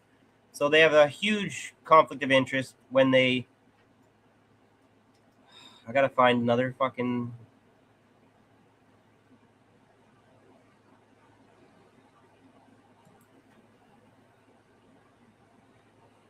Basically, they are seriously responsible for the climate crisis while also profiting from insuring all these things that are being destroyed by the climate crisis.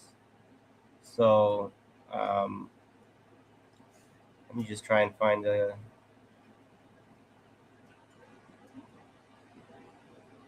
article to go on. I'm trying to get out of here soon, so bear with me. Oh, I gotta bring before I leave. I definitely have to. I'll try and return to the climate thing in a minute, but Lloyd's moves to redefine war as gray zone conflict exposes gaps in century-old exclusions. This is pretty important. Lloyd's considers an independent panel to rule on acts of war, but whether such rulings would hold in U.S. courts is already being questioned. Lloyd's of London insurers are attempting to harden the legal definition of war at precisely the moment geopolitical conflict is becoming harder to categorize. The Lloyd's Market Association is reviewing the five powers exclusion, something little known thing that maybe more people need to be aware of, because these stupid fucking UN clauses or whatever have way too much. They're disastrously important, and they need to be. That's like constitutions or whatever that are impossible to change. Whatever, they need to be changed, but they're not allowed to be changed. In which case was why all the corruption is fucking structurally baked in. Okay, so Lloyd's Market Association is reviewing the five powers exclusion, a marine clause dating to the years after 1945 that cancels cover if war breaks out between the US, UK, France, China, or Russia. Okay? So why is it that the Cold War always has to be Cold War 1, Cold War 2, Cold War 3?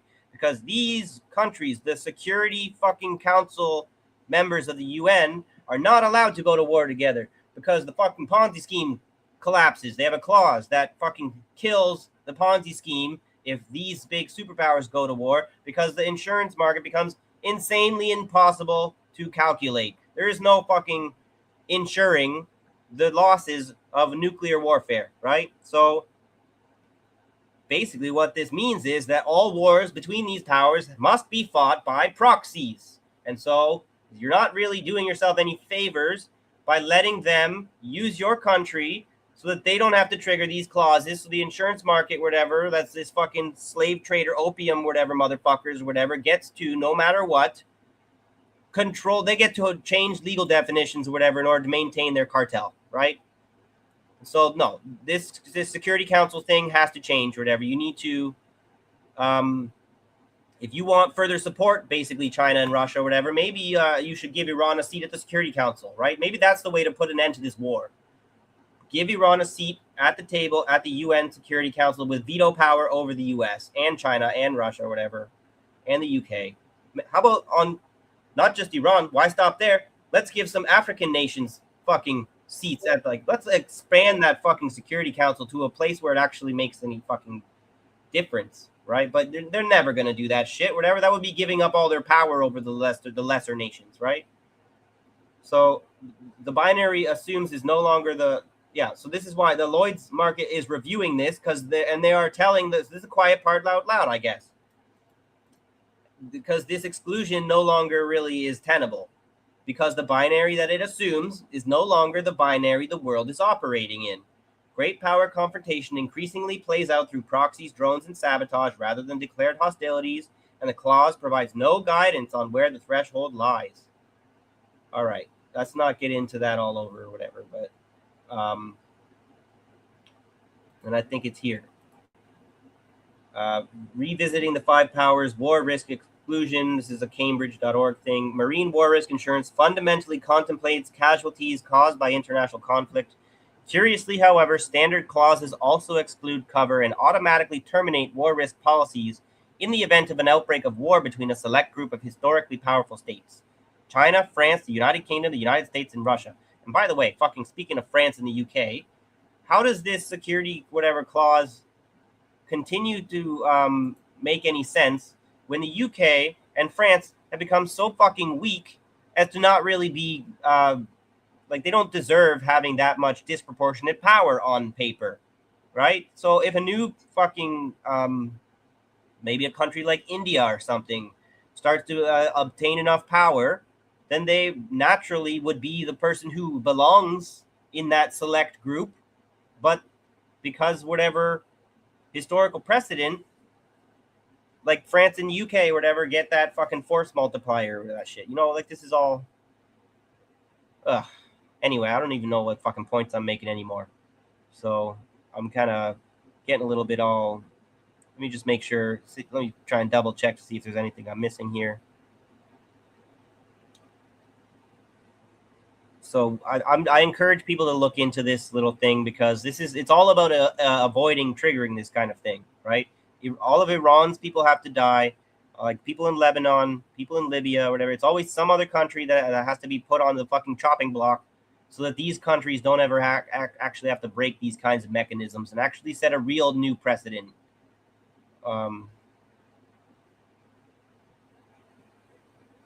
Okay, I don't think I shared this.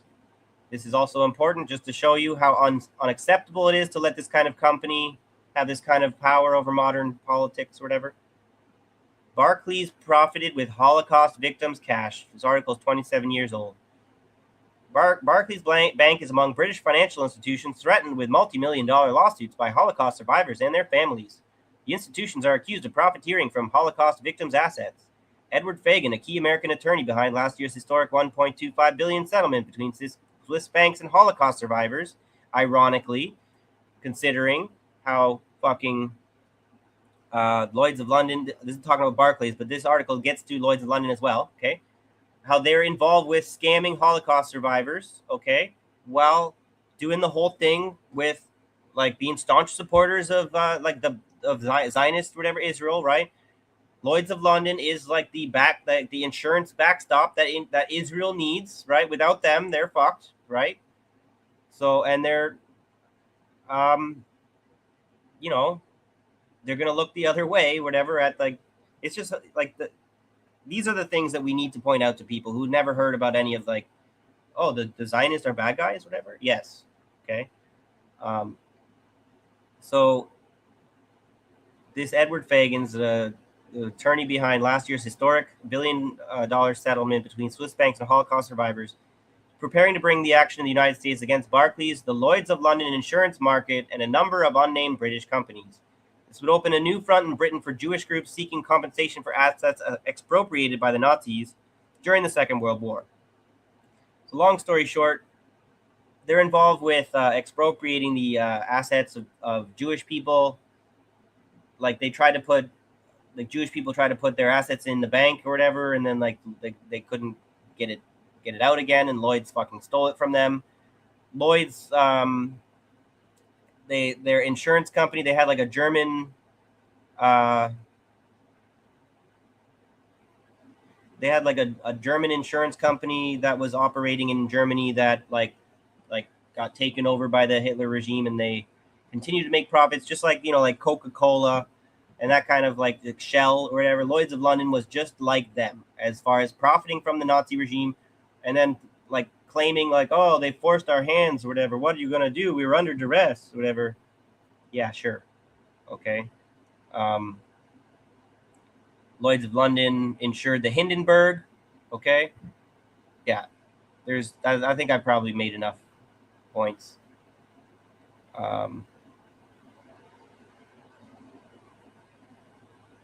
But I'm going to end on the climate change thing, because this is really like the nail in the coffin for these guys. Because the climate crisis, you can't really deny it at this point.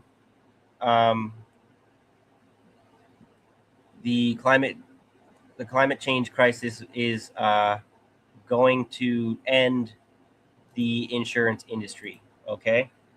And that is what should happen. So they've made enough money off of all of this oil, all of this slavery, all of this drug addiction, and they've made enough money off of climate change, and everything's gotten to the unsustainable point, so let it stop, okay? Climate change upends the logic of insurance. Fires and floods caused by extreme weather are becoming ever more common and making insurance unaffordable. This will have dramatic consequences for economic security as well. Keep in mind, though, Lloyds claimed that the Strait of Hormuz crisis is not a capital event, meaning they've got plenty of money to take any kind of loss that's coming their way. But when you factor in the impending doom of the fucking climate disasters, there is no way that you have enough money to cover the amount of cost that's going to hit us. It's just not fucking possible. There's no money in the world to cover the cost of climate change. And you guys want to go start a fucking like a war in the Middle East instead of dealing with the fucking climate crisis. How dare you? Insurance is supposed to be boring. Few people read their coverage policies. Fewer still enjoy a dinner conversation about premiums. I'm sure that a lot of people have not even bothered to tune in or have stopped watching already because it's kind of boring to sit here and talk about insurance for 3 fucking hours. But I did that tonight. I hope that it was worth it. However, that boredom vanishes when the fine print determines whether a family can rebuild after a disaster or must file for bankruptcy. The summer of 2025 unfortunately evaporated the insurance boredom. Okay, temperatures hit 42 degrees Celsius in Spain and neighboring Portugal. Ravaging forest fires burned roughly 3% of the national territory. Similar extreme weather events plagued the United States as deadly flash floods struck Texas, and over 40 states found themselves in a condition of at least moderate drought. Last year, 27 storms with incurred losses of over $1 billion hit the United States, and the total cost associated with Europe's 3 deadliest events alone reached nearly $15 billion. Okay. We've heard about the Venezuela had these back-to-back earthquakes. Like, this is only the beginning. Not to mention, like, the fucking volcanoes are ready to go off. Okay, so, and they're past due, right? So, shit is really about to hit the fan. This shit is like, there's no way we can let this carry on. Okay.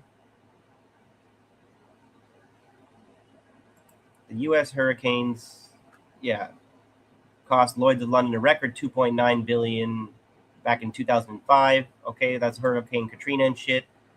And so there's no way. Okay. All right. That's it for me, I guess, tonight.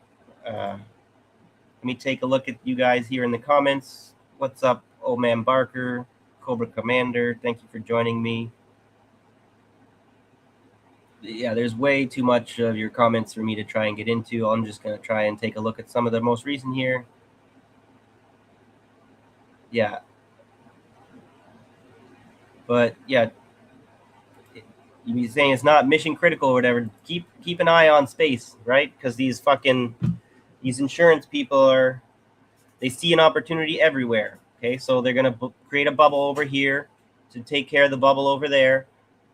And it's just time to do away with capitalism. Okay, if this shit doesn't motivate you to be a little bit more socialist or a lot more socialist, I don't fucking know what to tell you. Like, there's just no future here with this capitalist shit. And if that's the kind of person you want to be, you really don't deserve any sympathy, any air to breathe that you're trying to destroy with, like. And by the way, China, wake up. Okay, we see you. All right, you don't really have the right to do business with these people. What we have to do is smash these people, right? That's what you're supposed to do. The communist hammer. Smash these fucking dictatorships of the bourgeoisie. Don't fucking get there and in bed with them and do business with them and let them destroy your fucking communist revolution that is like the only hope left in the world right now, right? ever since 1980. That's when Lloyds, whatever, has been able to like kind of make their inroads back into the U.S. or into China. Okay, so people need to maybe start to hear me when I'm saying like it's credible. The problems with China since the 1980s is embracing eugenics. Okay, they embraced some Malthusianism with the one-child policy, right? They embraced neoliberalism. They embraced some of this fascist shit, okay? And they were very good at behaving as if they're just the most revolutionary Marxist Leninist than ever before. And I'm sorry to tell you, whatever, with this like CRISPR technology, with getting in bed with Lloyds of London and stuff, that's not Marxist Leninist, whatever. And if I'm maybe too amateur to really read every book to really point out the difference, whatever, but you can't be this much of a hypocrite, whatever, and still call yourself a communist, okay? So it's time for the communists in China, in the communist government, the government officials in China, to stop. And Taylorism, that's the other thing. I'm going to do a show on this too, whatever. Taylorism is this technocratic kind of shit, right? Like organize the means of production or whatever to de-skill the workers on purpose or whatever, to slice up all the production into give everyone little boring, simple tasks so they can do it faster and faster, whatever. The Chinese embraced Taylorism, eugenics, okay, technocracy, all these things we hate about, neoliberalism, all these things we complain about to no end in the West, okay? But China's allowed to do it. Stop letting them pull the wool over our eyes, okay? The working class is the ones who needs to be revolutionary, okay? You can't pretend like the engineers are revolutionary or whatever. That's not the orthodox or whatever. Like that's the reformism that they fucking claim to hate, okay? Anyways, have a good night, you guys. I hope that this information is useful. Maybe I need to like clip it up or something. I'll see you guys next week. Hopefully Abby will be here on Tuesday. Either way, I don't know. There's always more great stuff to come. So have a good night. Have a good weekend. Remember, if we treat life like it's a game or a race, the war will be endless. And good night. Peace.